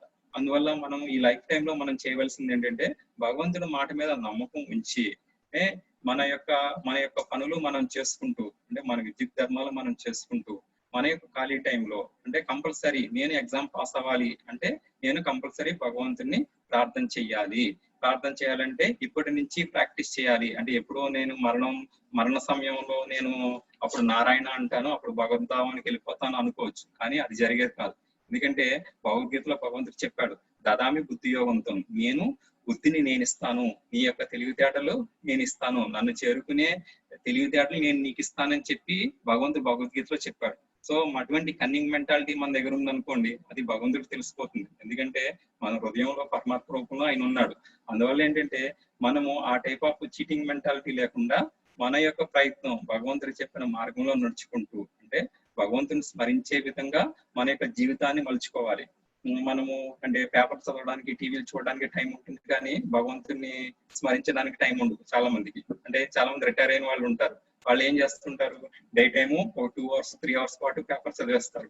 తర్వాత ఈవినింగ్ పార్క్ వెళ్ళి ఫ్రెండ్స్ తో చిట్ చాట్ చేసుకుంటారు. సో ఆ విధంగా డైలీ 5 hours 6 hours పాటు ఈ విధంగా కార్యక్రమం గడిపేస్తారు. నాకు టైం లేదంటారు. కానీ వాళ్ళ యొక్క జీవన శైలి ఏ విధంగా మార్చుకోవాలంటే ఎగ్జామ్ పాస్ అవ్వాలంటే భగవంతుడు చెప్పే విధంగా భగవంతుని స్మరించడం ప్రాక్టీస్ చేయాలి అని సీరియస్ గా తీసుకోవాలి. అంటే ఈ భక్తియుక్త జీవితం అనేది ఏంటంటే సిల్లీగా తీసుకుంటే అవ్వదండి. ఎందుకంటే మనం ఏదైనా శాస్త్రాన్ని మనం కోర్స్ నేర్చుకుంటున్నాం అనుకోండి, మనం చదువుకుంటున్నాం అనుకోండి, డిగ్రీ రావాలనుకోండి, మనం 16 సంవత్సరాలు 12 సంవత్సరాల పాటు ఒక విశ్వవిద్యాలయానికి వెళ్ళి అది కోర్స్ అనేది అధ్యయనం చేయడం జరుగుతుంది. అంటే 1వ క్లాస్ నుంచి 10th క్లాస్, తర్వాత ఇంటరు, తర్వాత ఇంజనీరింగ్ అయితే ఇంజనీరింగ్, తర్వాత డిగ్రీ అయితే డిగ్రీ. ఒక క్రమమైన పద్ధతిలో అవి యొక్క బుక్స్ ని అధ్యయనం చేసి ఎగ్జామ్ రాస్తే మనకి ఒక పట్టా ఇవ్వడం జరుగుతుంది, ఒక సర్టిఫికేట్ ఇస్తారు. ఆ సర్టిఫికేట్ ఉపయోగించి మనము ఏం చేస్తున్నాము, ఉద్యోగం సంపాదిస్తున్నాం. ఆ ఉద్యోగం ద్వారా తర్వాత లైఫ్ 30 years పాటు మన భుక్తికి గడవడానికి అవకాశం ఉంది. కాబట్టి అది కష్టపడి పని చేస్తాం. అంటే మన పిల్లల్ని ఏమని కోర్స్ చేస్తాము, నీకు మంచి ఉద్యోగం రావాలంటే బాగా చదువుకోవాలి, బాగా చదువుకుంటే నువ్వు మంచిగా లైఫ్ లో సెటిల్ అవుతావు అని ఎంకరేజ్ చేస్తాం. సో అంటే ఏంటి, ఒక 30 years లైఫ్ కోసం 16 years లైఫ్ 16 సంవత్సరాల పాటు కష్టపడతాం. కానీ భగవంతుడు ఏం చెప్తున్నాడు నీకు, మనకి తర్వాత మరణ సమయం తర్వాత ఈ భౌతిక జగత్తు రాకుండా నువ్వు సుఖంగా ఉండాలంటే నన్ను స్మరించాలంటాడు. మరి దానికి ఏ విధంగా సన్నద్ధం అవుతున్నావు, అది కూడా మనకి లైఫ్ టైం ఎగ్జామ్. అంటే ఈ భౌతిక ఎగ్జామ్ కన్నా అది చాలా చాలా ఇంపార్టెంట్ ఎగ్జామ్. కాబట్టి ఏంటంటే మన యొక్క కాన్షియస్నెస్ కూడా ఉంది, అంటే తీవ్రతరంగా, అంటే మన యొక్క ఈ భక్తియుక్త జీవితాన్ని ఆషామాషిగా తీసుకోకుండా సీరియస్ గా తీసుకుని మనము భగవద్గీతలో భగవంతుడు చెప్పినట్టు భగవంతుని నిత్యం స్మరించే విధంగా మనం ప్రాక్టీస్ చేయాలి. నిత్యం స్మరించే విధంగా అంటే ఇనీషియల్ గా ఏంటంటే మనం నిత్యం స్మరించలేం. అందువల్ల ఏంటంటే స్లోగా 15 minutes, half an hour, 1 hour, 2 hours, 3 hours అలా కంటిన్యూగా భగవంతుడి గురించి ఆలోచించడం, భగవంతుడి యొక్క నామాన్ని జపించడం, భగవద్గీత శాస్త్రాలను అధ్యయనం చేయడం, ఆ విధంగా కనుక మన జీవితాన్ని మలుచుకుంటే కనుక కంపల్సరీ మనకి అంత్యకాలంలో నారాయణ స్మృతి వస్తుంది, భగవద్ధామానికి చేరే అవకాశం కలుగుతుంది. Hare Krishna.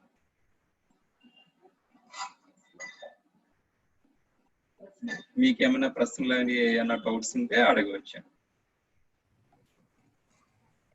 Race hand option ద్వారా ఏమైనా డౌట్ అడగాలనుకుంటే అడగవచ్చు. హరే కృష్ణ. హరే కృష్ణ. సత్యాస్ ఐఫోన్ అన్మ్యూట్ చేసుకోండి. హరే కృష్ణ. హరే కృష్ణ ప్రభు. హరే కృష్ణ. ప్రభు, నేను యాక్చువల్గా మా అమ్మాయి ఇస్కాన్ భక్తురాలు. తర్వాత నేను యాక్చువల్గా రిటైర్డ్ కెమికల్ ఇంజనీర్ని. నేను 63 years దాకా పనిచేశాను.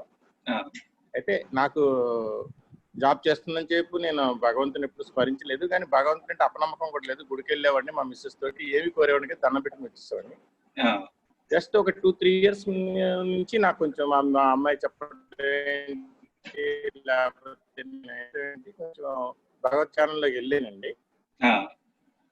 అయితే మేము ఏదైనా వచ్చినట్టు క్రిటిసిజం అనుకోకండి, మాకు డౌట్స్ గురించి అడుగుతాం. ఎందుకంటే వీఆర్ ఇన్ లెర్నింగ్ స్టేజ్, అంటే మేము స్టేజ్ లో ఉన్నాం కదా.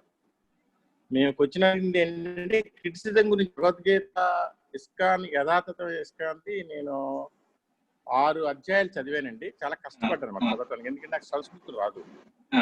దాని గురించి రీసెంట్ గా సంస్కృతం నేర్చుకుని నా దగ్గర ప్రస్తుతం ఏంటంటే విశ్వనాథ శాస్త్రి వారి భగవద్గీత ఉంటే నేను 20 రోజుల్లో చదివేశాను.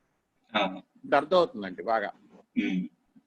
అయితే ఏంటంటే రామకోటి కూడా రాస్తున్నాను, ఒక 3 books రాశానండి. రామకోటి వాళ్ళు ఏంటంటే రోజు ఒక పేజీ రాయడానికి 40 నిమిషాలు పడుతుంది. రామ అనుకుంటే 3 సార్లు అనుకుంటా చేయాలి కాబట్టి రోజుకి 6 పేజీలు రాయాలంటే 4-5 గంటలు పట్టిస్తుందండి. అయితే ఇప్పుడు కేవలం రామకోటి మీద కాన్సన్ట్రేట్ చేస్తే మిగిలిన అష్టాదశ పురాణాలు 18 పురాణాలు ఉన్నాయండి, భాగవతంలో అన్ని చదవాలని ఒక ఎయిమ్ పెట్టుకున్నానండి. అయితే నాకు కొన్ని డౌట్స్ ఉన్నాయండి. చెప్పండి. ఇప్పుడు మహామంత్రం మీరు హరే కృష్ణ కృష్ణ కృష్ణ హరే హరే, హరే రామ రామ రామ హరే హరే అన్నారు. నేను చిన్నప్పుడు అంటే నా డౌట్స్ అన్ని చెప్పిన తర్వాత నేను చిన్నప్పుడు మేబీ ఒక 50 సంవత్సరాల మహామంత్రం ఎలా ఉండేది అంటే అండి, పడవల్లోని మా అమలాపురంలో ఉన్న పడవల్లోని లేకపోతే స్టేమర్ వెళ్ళినప్పుడు హరే రామ రామ రామ హరే హరే, హరే కృష్ణ కృష్ణ కృష్ణ హరే అండి. దీన్ని శ్రీ చైతన్య ప్రభుల వారు 500 సంవత్సరం చేంజ్ చేశారని విన్నాను. అది ఎందుకు అలాగైంది? రెండోది ఏంటంటే మన మహాపురాణాల్లోని నేను ఇప్పుడే చదువుతున్నాండి. రీసెంట్ గా ఏంటంటే భగవద్గీత చదివానని చెప్పాను, రామాయణం చదువుతూ స్టార్ట్ చేస్తున్నానండి, మహాభారతం చదివాను, మహాభారతం గీతా ప్రసవాలు చదివాను, అన్ని బుక్స్ ఉన్నాయండి. అయితే నేను అర్థం చేస్తుందంటే రాముగా జీవించాలి, కృష్ణుడు జీవించుకోవాలి అంటే మనకి మానవాళికి కలియుగంలోనండి రాముడిలో జీవించాలి, కృష్ణుడు చెప్పించుకోవాలి. రాముడు అంటే ఒక తండ్రిలా ఎలా జీవించాలో, ఒక తండ్రికి కొడుకులాగా ఎలా జీవించాలో, సోదరుల్లో ఎలా జీవించాలో, ఒక భర్తలా ఎలా జీవించాలో, అలా మానవుడు ఎలా జీవించాలన్నది దశానిర్దేశం రామావతారంలో చెప్పారండి. ఆయన కృష్ణుడే అనుకోండి. అయితే కృష్ణుడు ఏం చేశారు? కృష్ణుడు ఆయన ఇప్పుడు గైడ్ చేశారు, పాండవుల్ని కంప్లీట్ గైడ్ చేసి సంహారం చేశారు. అది యాక్సెప్టెడ్, అందులో అనుమానం లేదు. ఐఎమ్ నాట్ అగైనెస్ట్ ఆఫ్ కృష్ణుడు, I'm not against of Bhagavad Gita. నేను చాలా భగవద్గీతలో చాలా వరకు ఇంపార్టెంట్ తెలుసుకున్నానండి. ఇంకోటి ఏంటంటే అండి, మీ కృష్ణ భక్తులు అందరూ ఇస్కాన్ వాళ్ళు ఒక మాట చెప్తారండి, అది నెగిటివ్ గా తీసుకోకండి. మాంసం నిషిద్ధం అని ఎక్కడ రాసింది చెప్తాను. ఎందుకంటే రామావతారంలో రాముడే అంటే రామావతారంలో వ్యాస మహర్షి రాశాడు. రాముడు అడవికి వెళ్ళినప్పుడు ఎప్పుడు దొరికినప్పుడు అప్పుడు మాంసం తిన్నాడు. కానీ భరతుడు ఏంటంటే, రాముడు మనకి వనవాసం వెళ్ళినప్పుడు రాముడు వనవాసం వెళ్ళాడు, ఆయనకి మాంసం దొరకదు, నేను మాంసం త్యజించాను, భరతుడు త్యజిస్తాడు స్వచ్ఛందంగా. సో అదొక డౌట్ అండి. రెండోది ఏంటంటే మీరు చెప్పారు, చాలా బాగా చెప్పారు, చాలా విషయాలు చాలా బాగా చెప్తున్నారు, అంత అనుమానం లేదు. ఏంటంటే మీరు చెప్పింది ఏంటంటే, పూర్వం మన పెద్దలు చివరి దశలోని భగవన్నామం చేరటానికి వాళ్ళ కొడుకుల పేర్లు కానీ కూతురు పేరు కానీ లక్ష్మి అని, లేకపోతే సత్యనారాయణ అని, వెంకటేశ్వర స్వామి అని, లేకపోతే సుబ్రహ్మణ్య స్వామి పెట్టింది. అది ఎందుకంటే లాస్ట్ లో కనీసం పని పోయినప్పుడు కొడుకుల మీద ప్రేమ ఉంది కాబట్టి అలాగెళ్తారు. అది మీరు చెప్పారు, చాలా సంతోషం అండి. రెండోది ఏంటంటే చూడండి సార్, మహాత్మా గాంధీ, నాకు తెలిసిన మట్టుకు మహాత్మా గాంధీ మరణించినప్పుడు హే రామ్ అని పోయారు. హే రామ్ అంటే నేను అనేది ఏంటంటే, హరే కృష్ణ అనే దానికంట హే రామ్ అన్నది చాలా ఈజియెస్ట్ పద్ధతి. ఎందుకంటే ముసలికాలం అయిన తర్వాత మనకి ఏంటంటే గొంతు కూడా సహకరించదు.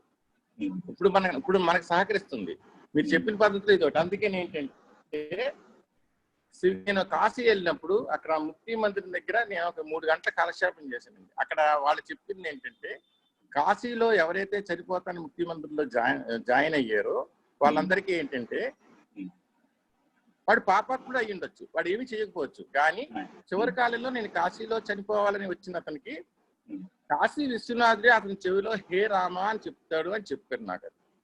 అది నేను నమ్ముతాను కూడా, ఎందుకంటే అక్కడ నిజంగా కనపడ్డాయి నాకు. అయితే మీరు కూడా చెప్పారు అంటే అలా చేస్తారు. తర్వాత అన్నిటికంటే సిచ్యువేషన్ సార్, నేను రామకోటి రాయటం వల్ల నేను టైం అంతా డైలీ 5-6 అవర్స్ రామకోటిలో అయిపోయింది నాకు. అయితే నాకేంటంటే ఈ అష్టాదశ పురాణాల్లో చదవాలని ఒక ఎయిమ్ పెట్టుకోవటం వల్ల రామకోటి తగ్గించేది. ఇప్పుడు చెప్తున్నాను కదా, ఇవాళ నుంచి మా రామాయణం చెప్తున్నాను. అంటే ఇంకోటి ఏంటంటే బాగా ఏంటంటే భగవంతుని ప్రార్థించాలి కాదని నేను, కానీ మాధవ సేవయే మానవ సేవ. అది ఫస్ట్ నేను కూడా చేస్తాను. మావయ్యే మాధవ. ఇంకా ఏంటంటే నేను ఎలా ఉండే పూజలో ఉన్నప్పుడు కూడా పూజ చేస్తున్నాను. పూజలో ఉన్నప్పుడు ఎవరైనా అన్నారు మాత్రం పూజ నేను మీరేమంటారు అంటే నాకు నేర్చుకుంటానికే అంటే ఎల్లీలో ఉన్నాను నేనేం నాకేం తెలుసని అంటలేదు. నేర్చుకుంటానికి ఒక అభిప్రాయంగానే క్రిటిసిజం వచ్చినప్పుడు పాజిటివ్ ఆన్సర్స్. అదే ఇప్పుడు మీరు మొదటి క్వశ్చన్ ఫస్ట్ హరే రామ రామ రామ హరే హరే, హరే కృష్ణ కృష్ణ కృష్ణ హరే హరే అని ఉంది అని చెప్పి అన్నారు ఫస్ట్ మంత్రం అనేది. సో అది కరెక్టేనండి. ముందు శాస్త్రంలో ఏంటంటే ఆ విధంగానే ఉండేది. హరే రామ రామ రామ హరే హరే, హరే కృష్ణ కృష్ణ కృష్ణ హరే హరే అనేది ఉండేది. యాక్చువల్ గా మంత్రం అనేది ఏంటంటే అప్పుడు ఆ కాలంలో ఎలా ఉండేది ఏంటంటే మంత్రం అనేది ఫ్రీగా ఎవరు ఇచ్చేవారు కాదండి. సో ఎవరి దగ్గర మనం గురువు దగ్గర కనుక మంత్రం తీసుకోవాలంటే గురువును ఆశ్రయించాలి. గురువు అప్పుడు ఎవరైతే దీక్ష ఇస్తున్నాడో వారి చెవులో రహస్యంగా మంత్రాన్ని ఉపదేశించేవాడు. సో మంత్రం అనేది ఎవరికి గురువు అనేది శిష్యుడికి ఓపెన్ గా ఇచ్చేవాడు కాదండి. సో అందువల్ల ఏంటంటే అది చాలా అప్పుడు సీక్రెట్ గా ఉండేది. సో దానికి ఏంటంటే అప్పుడు ఈ కలియుగంలో ఏంటంటే అందరికీ ఈ హెల్ప్ అవ్వటం కోసం ఏంటంటే భగవంతుడు చైతన్య మహాప్రభు రూపంలో ఆవిర్భవించాడు. ఆయన ఏం చేశారంటే మంత్రాన్ని దీక్ష ఓపెన్ గా చెప్తుంటే నువ్వు ఈ విధంగా చెప్పడానికి వీల్లేదు, మంత్రం చాలా సీక్రెట్ పవిత్రమైంది, నువ్వు ఇలా ఓపెన్ గా చెప్పకూడదు అని చెప్పి చాలా మంది అబ్జెక్ట్ చేశారు. బ్రాహ్మణులు అబ్జెక్ట్ చేస్తే ఆయన ఏం చేస్తారంటే మీ మంత్రాన్ని నేను ఓపెన్ గా చెప్తే అబ్జెక్షన్ కదా, కాబట్టి నేను మంత్రాన్ని మారుస్తున్నానని చెప్పి ఆయన సాక్షాత్తు భగవంతుడి అవతారం కాబట్టి ఆయన ఏం చేస్తారంటే అదే మంత్రాన్ని హరే కృష్ణ కృష్ణ కృష్ణ హరే హరే, హరే రామ రామ రామ హరే హరే అనే విధంగా మార్చి మనము ఏ విధంగా జపించాలి అంటే భగవంతుడే భక్తావతారి రూపంలో ఈ భూమి మీద అవతరించారండి. ఈ కలియుగ అవతారంలో అంటే చైతన్య మహాప్రభు సాక్షాత్తు కృష్ణుడి యొక్క అవతారం. సో ఆయన ఈ మంత్రాన్ని మనకి ఇవ్వటం జరిగిందండి. ఫస్ట్ క్వశ్చన్ ఆన్సర్ అండి. తర్వాత ఏంటంటే మీరు కలి సంతాపర ఉపనిషత్తులో కూడా ఇదే మంత్రం చెప్పడం జరిగిందండి. హరే కృష్ణ కృష్ణ కృష్ణ హరే హరే, హరే రామ రామ రామ హరే హరే. తర్వాత మీరు నేను అష్టాత రామనామం రాస్తున్నాను అని చెప్పి అన్నారు.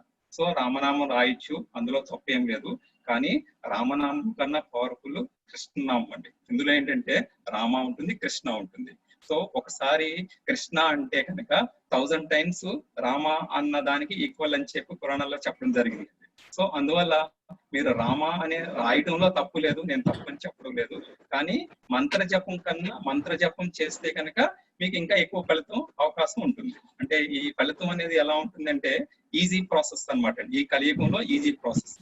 తర్వాత క్వశ్చన్ ఏంటంటే నేను పురాణాలు చదువుతున్నానని చెప్పారు, అష్టాదశ పురాణాలు. కానీ యాక్చువల్ గా భగవంతుడు ఏంటంటే వ్యాస భగవానుడు మీకు ఇవన్నీ రచించాడు, పురాణాలు రచించాడు, ఈ భారతం రాశాడు. అయినా ఆయనకి సాటిస్ఫాక్షన్ లేదు, సంతృప్తి లేదని. అప్పుడు ఏమన్నారంటే ఎందుకు నేను సాటిస్ఫాక్షన్ గా లేను అని చెప్పి అనుకుంటూ ఉంటే వ్యాస భగవానుడు గురువు గారు నారదుడు వస్తారు. వచ్చి నువ్వు పురాణాలు రాస్తావు, ఈ భాగవతం ఈ భారతం అంతా రాసావు, కానీ నువ్వు భగవంతుడి యొక్క లీలల్ని వర్ణించలేదు, అందువల్ల నువ్వు భగవంతుడి లీలలను వర్ణించే విధంగా శాస్త్రం రాయి అని చెప్పారు. ఆ భగవంతుడి యొక్క లీలలే ఏంటంటే భాగవతం. అంటే ఈ భాగవతం అనేది ఏంటంటే ఎసెన్స్ ఆఫ్ ఆల్ స్క్రిప్చర్స్. అందువల్ల మీరు భాగవతం చదివితే మిగతా ఏమీ చదవవసరం లేదు, భగవద్గీత చదివితే మిగతా పురాణాలు ఏమీ చదవవసరం లేదు. అంటే ఈ పురాణాలు అవి కూడా ఏంటంటే సో దానికి అంటే కొంతమంది పర్సన్స్ గుణాలు ప్రభావంతో ఉంటారు. అంటే తమో గుణం, రజో గుణం ఇలా ఉంటారు. ఒక్కొక్క గుణం వాళ్ళకి ఒక్కొక్క పురాణం ఆ యొక్క నేచర్ బట్టి అవి ప్రిస్క్రైబ్ చేస్తారనమాట. అందరూ కూడా ఇవి చదవలేరు అని చెప్పి వాళ్ళకి కూడా లిబరేషన్ అవ్వాలి అంటే స్టెప్ బై స్టెప్ ప్రాసెస్ కాబట్టి ఆ పురాణాలు అనేవి రచించడం జరిగింది. కానీ వాటికన్నా హైయెస్ట్ ఏంటంటే భగవద్గీత, భాగవతం. ఇవన్నీ కూడా ఏంటంటే అన్ని స్క్రిప్చర్స్ యొక్క ఎసెన్స్ అన్నమాట. అందువల్ల ఏంటంటే భగవంతుడు చెప్పింది భాగవతులు ఏం చెప్పాడంటే నా యొక్క లీలలు, వేదాంత సూత్రాల యొక్క సారం ఇది అని చెప్పి భగవంతుడు చెప్పాడు. ఏంటంటే భాగవతం.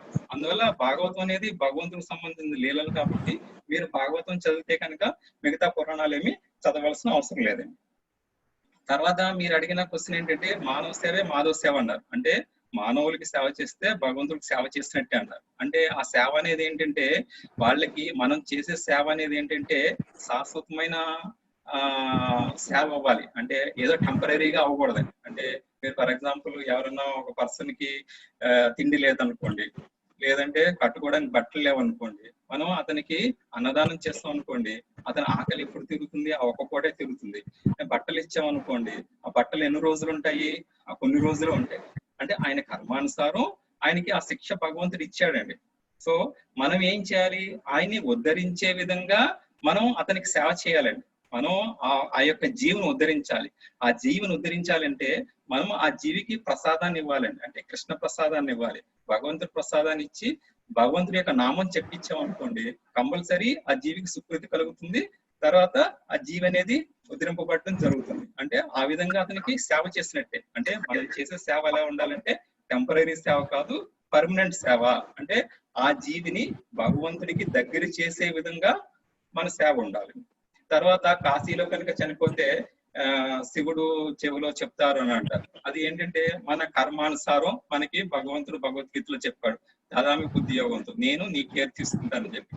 సో కాశీ అనేది ఏంటంటే పరమ పవిత్రమైన క్షేత్రం. శివుడు ఏంటంటే వైష్ణవులో వైష్ణవుడు అంటే ప్రథమ వైష్ణవుడు అండి. అంటే భగవంతుడికి చాలా అత్యంత ప్రీతిపాత్రమైన భక్తుడు. కాబట్టి పురాణంలో చెప్తే అది కరెక్ట్ అయి ఉండొచ్చు. అంటే మనము కాశీలో చివరి క్షణంలో శరీరం వదిలిపెట్టాలి అనే ఆలోచన వచ్చిందంటే ఆయనకి సుకృతి పూర్వజంలో సుకృతి ఉండొచ్చు అండి. ఉండడం మూలంగా ఆలోచన రావచ్చండి. అదేవిధంగా మనకి కృష్ణుడు చైతన్య మహాప్రభు మాయాపూర్లో జన్మించడం జరిగింది. మాయాపూర్ ధామంలో కూడా చివరి క్షణంలో కనుక మనం శరీరం విడిచిపెట్టిన నెక్స్ట్ వృందావనం, భగవంతుడు ఏళ్ళు చేసిన ప్రదేశం ఢిల్లీ దగ్గర వృందావనం ఉందండి. అక్కడ కూడా మనం లాస్ట్ టైం లో కనుక శరీరం వదిలిపెట్టిన కంపల్సరీ మనకి ఉన్నత జన్మ అనేది రావడానికి అవకాశం ఉంటుంది. అంటే భగవద్ధామం చేరడానికి అవకాశం ఉంటుంది. అక్కడ ఈ 2 ప్లేసుల్లో కూడా మనం శరీరం విడిచిపెట్టిన శివుడు వచ్చి మన చెవిలో భగవత్ నామం చెప్తాడని చెప్పారు. హరే కృష్ణ.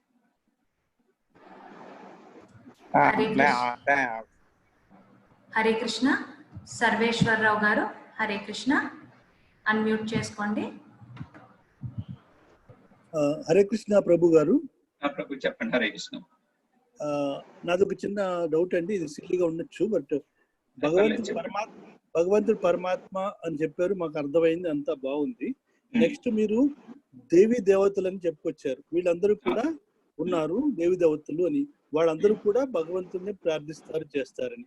కానీ కొన్ని మనం శ్రీకృష్ణ పరమాత్ముడు ద్వాపర యుగంలోనే శివుణ్ణి పూజించాడు, రాముడు త్రేతాయుగంలో శివుణ్ణి పూజించాడు. అంటే పరమాత్మ కూడా దేవి దేవతలను పూజిస్తారా? అక్కడ మీకు చిన్న ఎగ్జాంపుల్ చెప్తానండి, చెప్తే మీకు అర్థమవుతుంది. ఇక్కడ శాస్త్రం ఏం చెప్తుందంటే ఈశ్వర పరమః కృష్ణ సచ్చిదానంద విగ్రహ అనాదిరాది గోవింద సర్వకారణ కారణం. సో ఈ సృష్టిలో ఏంటంటే అన్నిటికీ సర్వకారణ కారణకుడు భగవంతుడే అని చెప్పి బ్రహ్మ సంహితలో బ్రహ్మ చెప్పాడు. సో ఇక్కడ కలియుగంలో, ఇక్కడ మీకు ద్వాపర యుగంలోని త్రేతాయుగంలోని శ్రీకృష్ణుడు రాముని పూజించాడు, శివుని పూజించాడు అని చెప్పి ఉదాహరణలు ఉన్నాయి. అది కరెక్టే. సో అది ఎందుకంటే ఎలా అంటే దీనికి ఒక ఎగ్జాంపుల్ చెప్తున్నాను. ఏంటంటే మనము మన ఇంట్లో మన పిల్లలు ఉంటారండి, మనం ఉంటాం. సో మన పిల్లలతో మనము ఆడుకుంటూ ఉంటామండి సరదాగా. చాలా మంది ఆడుకుంటూ ఉంటారు. సో ఆఫీసులో పెద్ద కలెక్టర్ అయి ఉండొచ్చు, బాస్ అయి ఉండొచ్చు, అని ఇంటి దగ్గరికి వచ్చేసరికి మనం పిల్లలకి తండ్రి కింద యాక్ట్ చేస్తాం. సో పిల్లల్ని ఆడించేటప్పుడు మనము గుర్రం ఆట ఆడిస్తాము, మనం నెత్తి మీద కూర్చోబెట్టుకుని మనం తీసుకెళ్తూ ఉంటాం. సో అక్కడ ఉద్దేశం ఏంటి, మనం మన పిల్లల కన్నా తక్కువ అని అర్థం అండి కాదు కదా. ఎందుకంటే మన పిల్లల మీద ప్రేమతో మనము వాళ్ళకి ఉన్నత స్థానం ఇచ్చి మనము వాళ్ళతో అంత సాన్నిహిత్యంగా ఉండటం జరిగింది. అంటే ఇక్కడ భగవంతుడు కూడా ఏంటంటే, భగవంతుడు భగవద్గీతలో ఏం చెప్తాడంటే, నన్ను పూజించే వాళ్ళకన్నా నా భక్తుల్ని కనుక పూజిస్తే నేను చాలా ఆనందపడతాను అని చెప్పి భగవంతుడు చెప్పాడు. సో అది ప్రాక్టికల్ గా చూపించడం కోసం ఏంటంటే భగవంతుడు తన యొక్క భక్తులు, శివుడు ఉన్నారు అనుకోండి, ఆయన ప్రథమ వైష్ణవుడు, అంటే భక్తుల్లో కల్లా ఉన్నతమైన వైష్ణవుడు అంట ఆయన. సో ఆయన్ని కనుక గ్లోరిఫై చేస్తే భగవంతుడు ఆనందిస్తాడు అని చెప్పడం జరిగింది. దాన్ని ప్రాక్టికల్ గా చూపించడం కోసం భగవంతుడు ఆ ప్లేస్ లో ఆ సిచ్యువేషన్ లో పూజించినట్టు చూపించారు అన్నమాట. మరి ఇదే ఇంకో క్వశ్చన్ అండి. బ్రహ్మ విష్ణు మహేశ్వరులు కూడా జగన్మాతని పూజిస్తున్నట్టు, జగన్మాతని శరణ పోతులు కూడా ఉన్నాయండి. అంటే జగన్మాతను కూడా మరి ఆవిడ కూడా దేవి దేవత కింద చూసారండి, ఎలాగండి అది కూడా ఒకసారి క్లారిఫై చేయండి. జగన్మాత అంటే దుర్గాదేవి అండి. దుర్గాదేవి ఏంటంటే భగవంతుడి యొక్క, అంటే మీకు మనము లాస్ట్ చాప్టర్ డిస్కస్ చేసింది ఏంటంటే ఆధ్యాత్మిక ప్రకృతి, భౌతిక ప్రకృతి అని చెప్పి 2 ప్రకృతులు ఉంటాయి అని చెప్పాము. ఈ భౌతిక ప్రకృతికి ఈ రూలర్ ఎవరంటే దుర్గాదేవి. అంటే దుర్గాదేవిని భగవంతుడు అపాయింట్ చేశాడండి. అంటే దుర్గాదేవి భగవంతుడి యొక్క కంట్రోల్లోనే పనిచేస్తుంది. అంటే ఈ దుర్గాదేవి మనలాంటి జీవులందరినీ కంట్రోల్ చేస్తుంది. మినిస్టర్ అంటే ఆయన యొక్క శక్తిని జైలర్ అన్నమాట. అంటే ఈ భౌతిక జగత్తులో మనందరినీ బంధించి మనలో పరివర్తన తీసుకురావడం కోసం భగవంతుడు ఈ దుర్గాదేవిని అపాయింట్ చేస్తాడండి. సో అంటే ఒక మాయా దేవి కింద ఉంచాడు ఆవిడ. ఆ మాయ దాటడం అనేది మన వల్ల కాదు, కానీ అంటే దుర్గాదేవిని నుంచి విడిపించుకోవడం మన వల్ల కాదు. కానీ ఎప్పుడైతే భగవంతుడి యొక్క కరుణ ఉందో ఆ మాయ నుంచి మనం తప్పించుకోవచ్చు. అంటే ఇక్కడ దుర్గాదేవి అనేది కూడా ఇండైరెక్ట్ గా అయ్యా ఆవిడ చాలా పవర్ఫుల్ అయినా సరే భగవంతుడి యొక్క సర్వెంటే, అంటే భగవంతుడి యొక్క ఆజ్ఞలకు లోబడి ఆవిడ పని చేయాల్సిందే.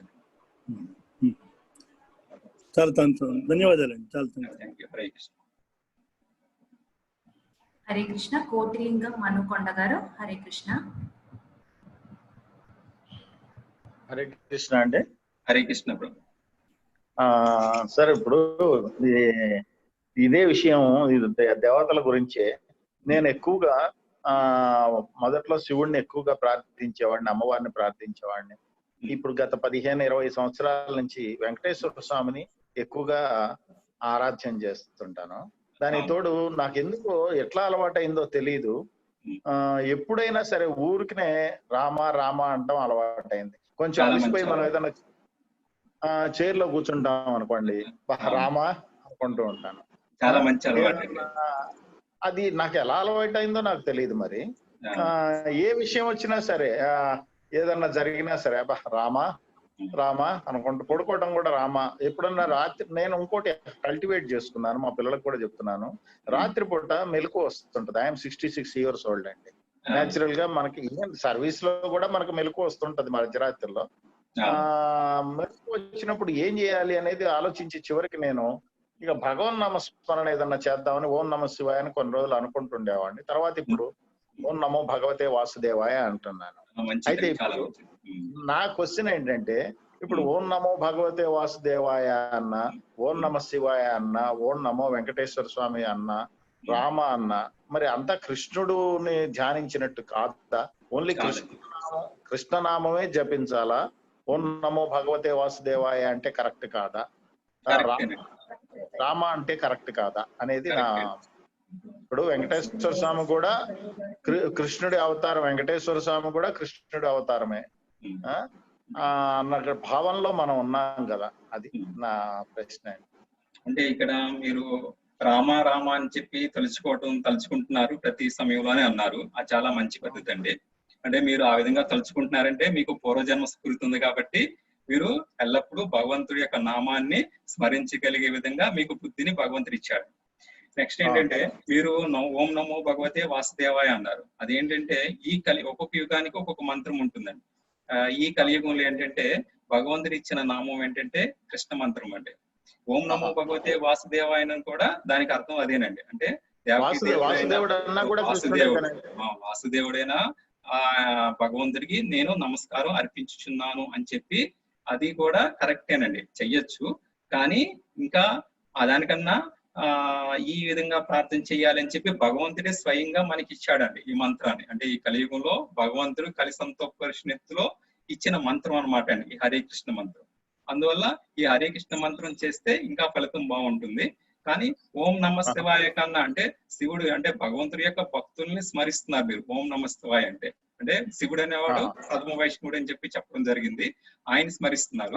ఆయన స్మరించే కన్నా మీరు ఓం నమో భగవతే వాసుదేవాయ జపించినా పర్వాలేదు. లేదు అంటే దానికన్నా హైయెస్ట్ కృష్ణుడి యొక్క మంత్రం అంటే హరే కృష్ణ మంత్రం జపించిన మంచిదేనండి. మీరు ఈ విధంగా ప్రాక్టీస్ చేస్తూ ఉంటే కనుక at the time of death, ఈ రోజు చాప్టర్ లో డిస్కస్ చేసినప్పుడు మరణ సమయంలో కూడా కంపల్సరీ మీ నోటంట భగవంతుడి యొక్క నామం కంపల్సరీ ఖచ్చితంగా భగవంతుడు మీ నోటంట పలికిస్తాడు. కానీ ఇక రామ నుంచి కృష్ణకి రావాలంటే కొంచెం ప్రయత్నపూర్వకంగా రావాలి. అది రామ అనేది నేను కావాలని స్టార్ట్ చేసింది కాదండి. అది అసలు ఎప్పటి నుంచి అలవాటైందో, ఎన్ని సంవత్సరాల నుంచి అలవాటైందో తెలియదు. మామూలుగా ప్రతిసారి ఊరికి చెప్తున్నా కదా, అలిసిపోయి చైర్లో కూర్చున్నా లేకపోతే నడుస్తున్నా రామా రామా అని అనుకోవడం అలవాటు అయిపోయింది నాకు. అయితే ఇప్పుడు మనకి రకరకాల పండగలు వస్తున్నాయి. ఇప్పుడు వినాయక చవితి వస్తుంది, శివరాత్రి వస్తుంది. మరి ఈ దేవుళ్ళందరినీ పూజించడం తప్పు కాదు కదా? ఇప్పుడు ఆయన సేవకులను పూజించడంలో తప్పేమీ లేదు కదా? పూజించచ్చు అండి. ఇక్కడ ఏంటంటే వాళ్ళందరూ కూడా భగవంతుడి యొక్క సేవకులు. అంటే భగవంతుడు వాళ్ళకి ఆ టైప్ ఆఫ్ రెస్పాన్సిబిలిటీ ఇచ్చాడంటే వాళ్ళు కూడా ఉన్నతమైన జీవులండి. సో మనము ఏ విధంగా పూజించాలంటే శివుడు, మనం వినాయక చవితి చేస్తున్నాం అనుకోండి, విఘ్నేశ్వరుని ఏ విధంగా పూజించాలంటే నాకు ఇది కావాలి అది కావాలి అని చెప్పి కాకుండా భగవంతుడా వినాయకుడా నాకు కృష్ణుడి పట్ల భక్తి పెరగాలి, భక్తి పెరిగే విధంగా నా జీవితంలో ఉండే విఘ్నాలన్నీ తొలగించు అని చెప్పి ప్రార్థన చేస్తే కనుక మంచి ఉపయోగం ఉంటుందండి. అదే విధంగా మిగతా ఈ దేవీ దేవతలను ఎవరిని పూజించినా సరే నాకు భగవంతుడి పట్ల అనన్యమైన భక్తిని ఇవ్వు అని చెప్పి మనం ప్రే చేస్తాం అనుకోండి, వాళ్ళు కూడా చాలా సంతోషిస్తారు. ఇమీడియట్ గా మనకి మన డివోషనల్ సర్వీస్ లో ఉండే అబ్స్టికల్స్ అన్నిటిని కూడా తొలగిస్తారు. మనకు అందుకే చిన్నప్పటి నుంచి కృష్ణార్పణమస్తు అని చెప్తుంటారు. యాక్చువల్ గా భగవద్గీత తెలియనప్పుడు కూడా మన పెద్దవాళ్ళు కూడా ఏదైనా సరే మనకి ఎవరన్నా నమస్కారం చేసినా కాళ్ళకు దండం పెట్టినా కృష్ణార్పణమస్తు అని అంటాం మనం. అంటే ప్రతి ఫలం అంతా కూడా ఆయన కృష్ణుడికి అర్పిస్తాం అంతే. మనం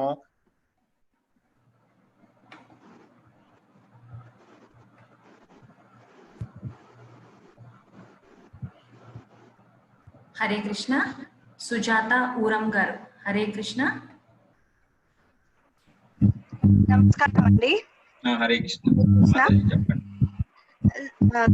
నాకు ఈ రోజు క్లాస్ లో ఒక డౌట్ ఏంటంటే, భూలోకం పైన ఉంటుందని కొంచెం వివరిస్తాను. ఏంటండి వినిపించలేదు, చెప్పండి. ఇప్పుడు మనం ఉండేది భూలోకమే కదా స్వామి? అవునండి, అవును అవును. అయితే సత్యలోకం పైన లోకం ఉంటుంది అనేసి. సత్యలోకం కాదండి, అంటే భూలోకం అనేది మొత్తం ఈ విశ్వంలో ఏంటంటే 14 లోకాలు ఉంటాయండి. కింద ఏంటంటే భూలోకం అనేది మధ్యలో ఉంటుంది. భూలోకం కింద 7 లోకాలు ఉంటాయండి. అతల, సుతల, తల, తల, రసాతల, మహాతల, పాతాళ, ఇలా 7 లోకాలు ఉంటాయండి భూలోకం కింద. అదే విధంగా భూలోకం పైన 7 లోకాలు ఉంటాయండి. ఓవర్లోక, మహర్లోక, సువర్లోక, జనలోక, తపలోక, సత్యలోక అని చెప్పి అలా పైన 7 లోకాలు ఉంటాయండి. సో ఈ భూలోకం అనేది మిడిల్ లో ఉంటుందండి. వీటన్నిటికన్నా అంటే స్వర్గలోకం, ఓవర్లోకం ఇవన్నీ కూడా ఒకదానిపైన ఒకటి ఉంటుంది. వీటిలో అన్నిటికన్నా అత్యుత్తమైన లోకం ఏంటంటే బ్రహ్మలోకం, సత్యలోకం అన్నమాట. ఇది హైయెస్ట్ లోకం అండి ఉన్న 14 లోకాల్లో. ఈ సత్యలోకం కన్నా పైన ఏముంటుందంటే వైకుంఠం ఉంటుందండి. అక్కడ విష్ణు భగవానుడు ఉంటాడు వైకుంఠంలో. విష్ణు భగవాన్ ఆ విష్ణు వైకుంఠం కన్నా పైన గోలోకం ఉంటుందండి. అక్కడ కృష్ణుడు ఉంటాడండి, అంటే గోపబాలుడు రూపంలో కృష్ణుడు ఉంటాడు. ఈ బ్రహ్మలోకం నుంచి ఈ 14 లోకాలు కూడా భౌతిక జగత్ అండి. అంటే ఇందాక మన శ్లోకంలో డిస్కస్ చేస్తాం. అంటే బ్రహ్మలోకం నుంచి పాతాళం లోకం వరకు ఎక్కడ మనం ఉన్నా మళ్ళా తిరిగి రావాల్సి ఉంటుంది. ఎవరైతే నా లోకానికి వస్తారో అంటే వైకుంఠ లోకానికి కానీ గోలోకానికి వస్తారో వారు మళ్ళా తిరిగి రారు అని చెప్తున్నారు. ధన్యవాదాలు. హరే కృష్ణ. హరే కృష్ణ. వైజీ మహాలక్ష్మి గారు. హరే కృష్ణ.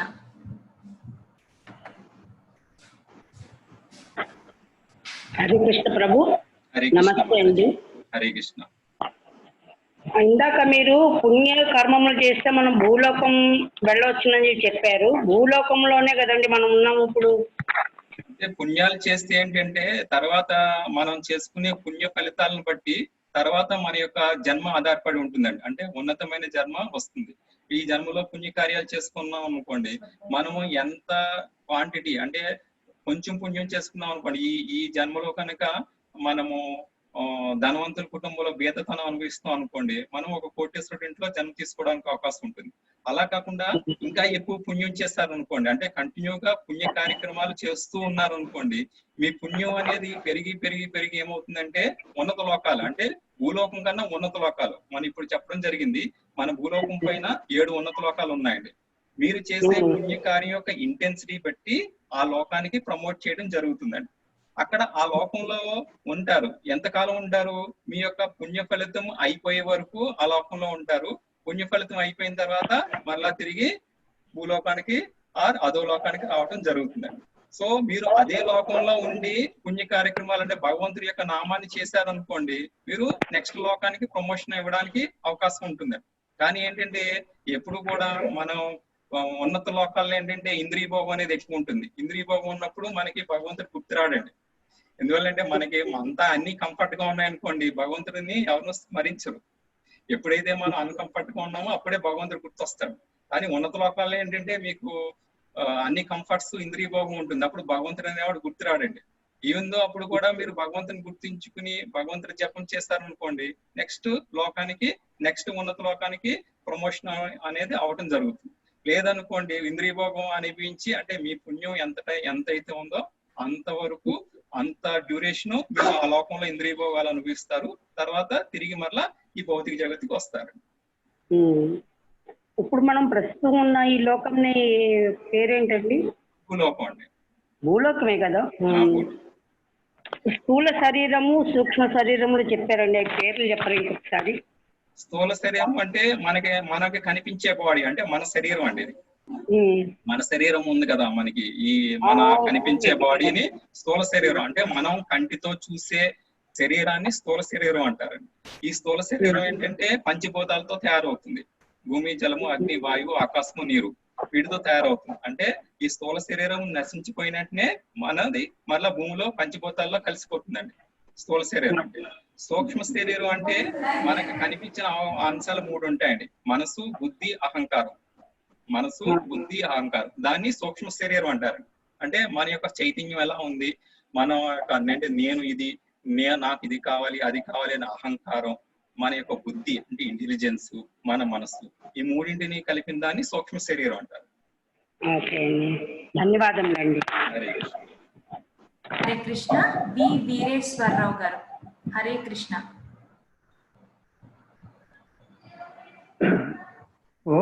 మీరు భగవంతుడు అంటే కృష్ణుడు అంటున్నారు కదా? అవునండి.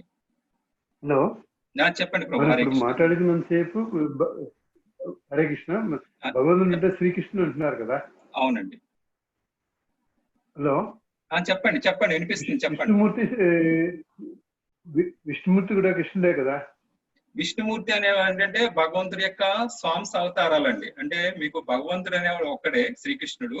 విష్ణుమూర్తి అనేవాడు అంటే మీకు అవతారాలు అనమాట. మీరు భాగవతం కనుక చదివితే మొదటి స్కందంలో ఏంటంటే భగవంతుడి యొక్క అవతారాలు చర్చించడం జరుగుతుంది అందులో. అంటే ఫస్ట్ భగవంతుడికి 3 అవతారాలు, 3 స్వాంశ అవతారాలు ఉంటాయండి. అంటే ఫస్ట్ కృష్ణ భగవానుడు నుంచి 3 అవతారాలు ఉంటాయండి.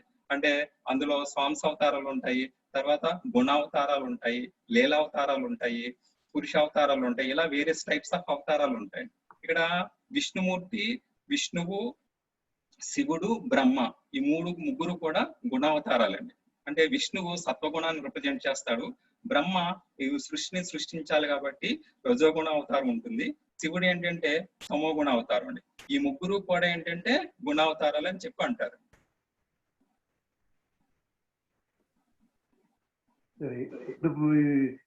ఇందులో ఇప్పుడు శివుడు ఆది అంతం కొలవడం కోసం విష్ణుమూర్తి పైకి, బ్రహ్మ కిందకి ఇది చేసుకుంటూ ఉన్న ఒక కథ ఉంది కదండి. అవును, అంటే అక్కడ భగవంతుడు వాళ్ళకి రెస్పాన్సిబిలిటీస్ ఇచ్చాడు అవతారంలో. ఈ గుణావతారాల రూపంలో భగవంతుడు రెస్పాన్సిబిలిటీస్ ఇచ్చాడు. అంటే భగవంతుడు మీకు సృష్టిలో ఏంటంటే మొదటి జీవి బ్రహ్మ, అంటే ఆయన బొడ్డు నుంచి ఏంటంటే తామర కమలం ద్వారా మీకు గర్భోదక సాయి విష్ణు ద్వారా మీకు బ్రహ్మ జన్మించడం జరుగుతుందండి. జన్మించి ఆయనకి రెస్పాన్సిబిలిటీ ఇస్తాడు. ఏంటి, ఈ విధంగా నువ్వు సృష్టిని సృష్టించు అని చెప్పి రెస్పాన్సిబిలిటీ ఇచ్చాడు. అంటే భగవంతుడు ఒక డ్యూటీ అసైన్ చేస్తాడు. భగవంతుడు యొక్క ఒక డ్యూటీ అంటే ఈ సృష్టిని సృష్టించు అనే డ్యూటీని భగవంతుడు బ్రహ్మకి అసైన్ చేస్తాడు. తర్వాత విష్ణువుకి ఏమిస్తాడంటే ఈ సృష్టిని పోషించు అని చెప్పి ఆయనకి విష్ణువుకి భగవంతుడు డ్యూటీ అసైన్ చేస్తారు. నెక్స్ట్ శివుడికి ఏంటంటే ఈ లోకాలని లయించడం, సృష్టిస్తాడు, ఈయన పోషిస్తాడు, తర్వాత లయించడం, లయించే డ్యూటీని శివుడికి ఇవ్వడం జరుగుతుంది.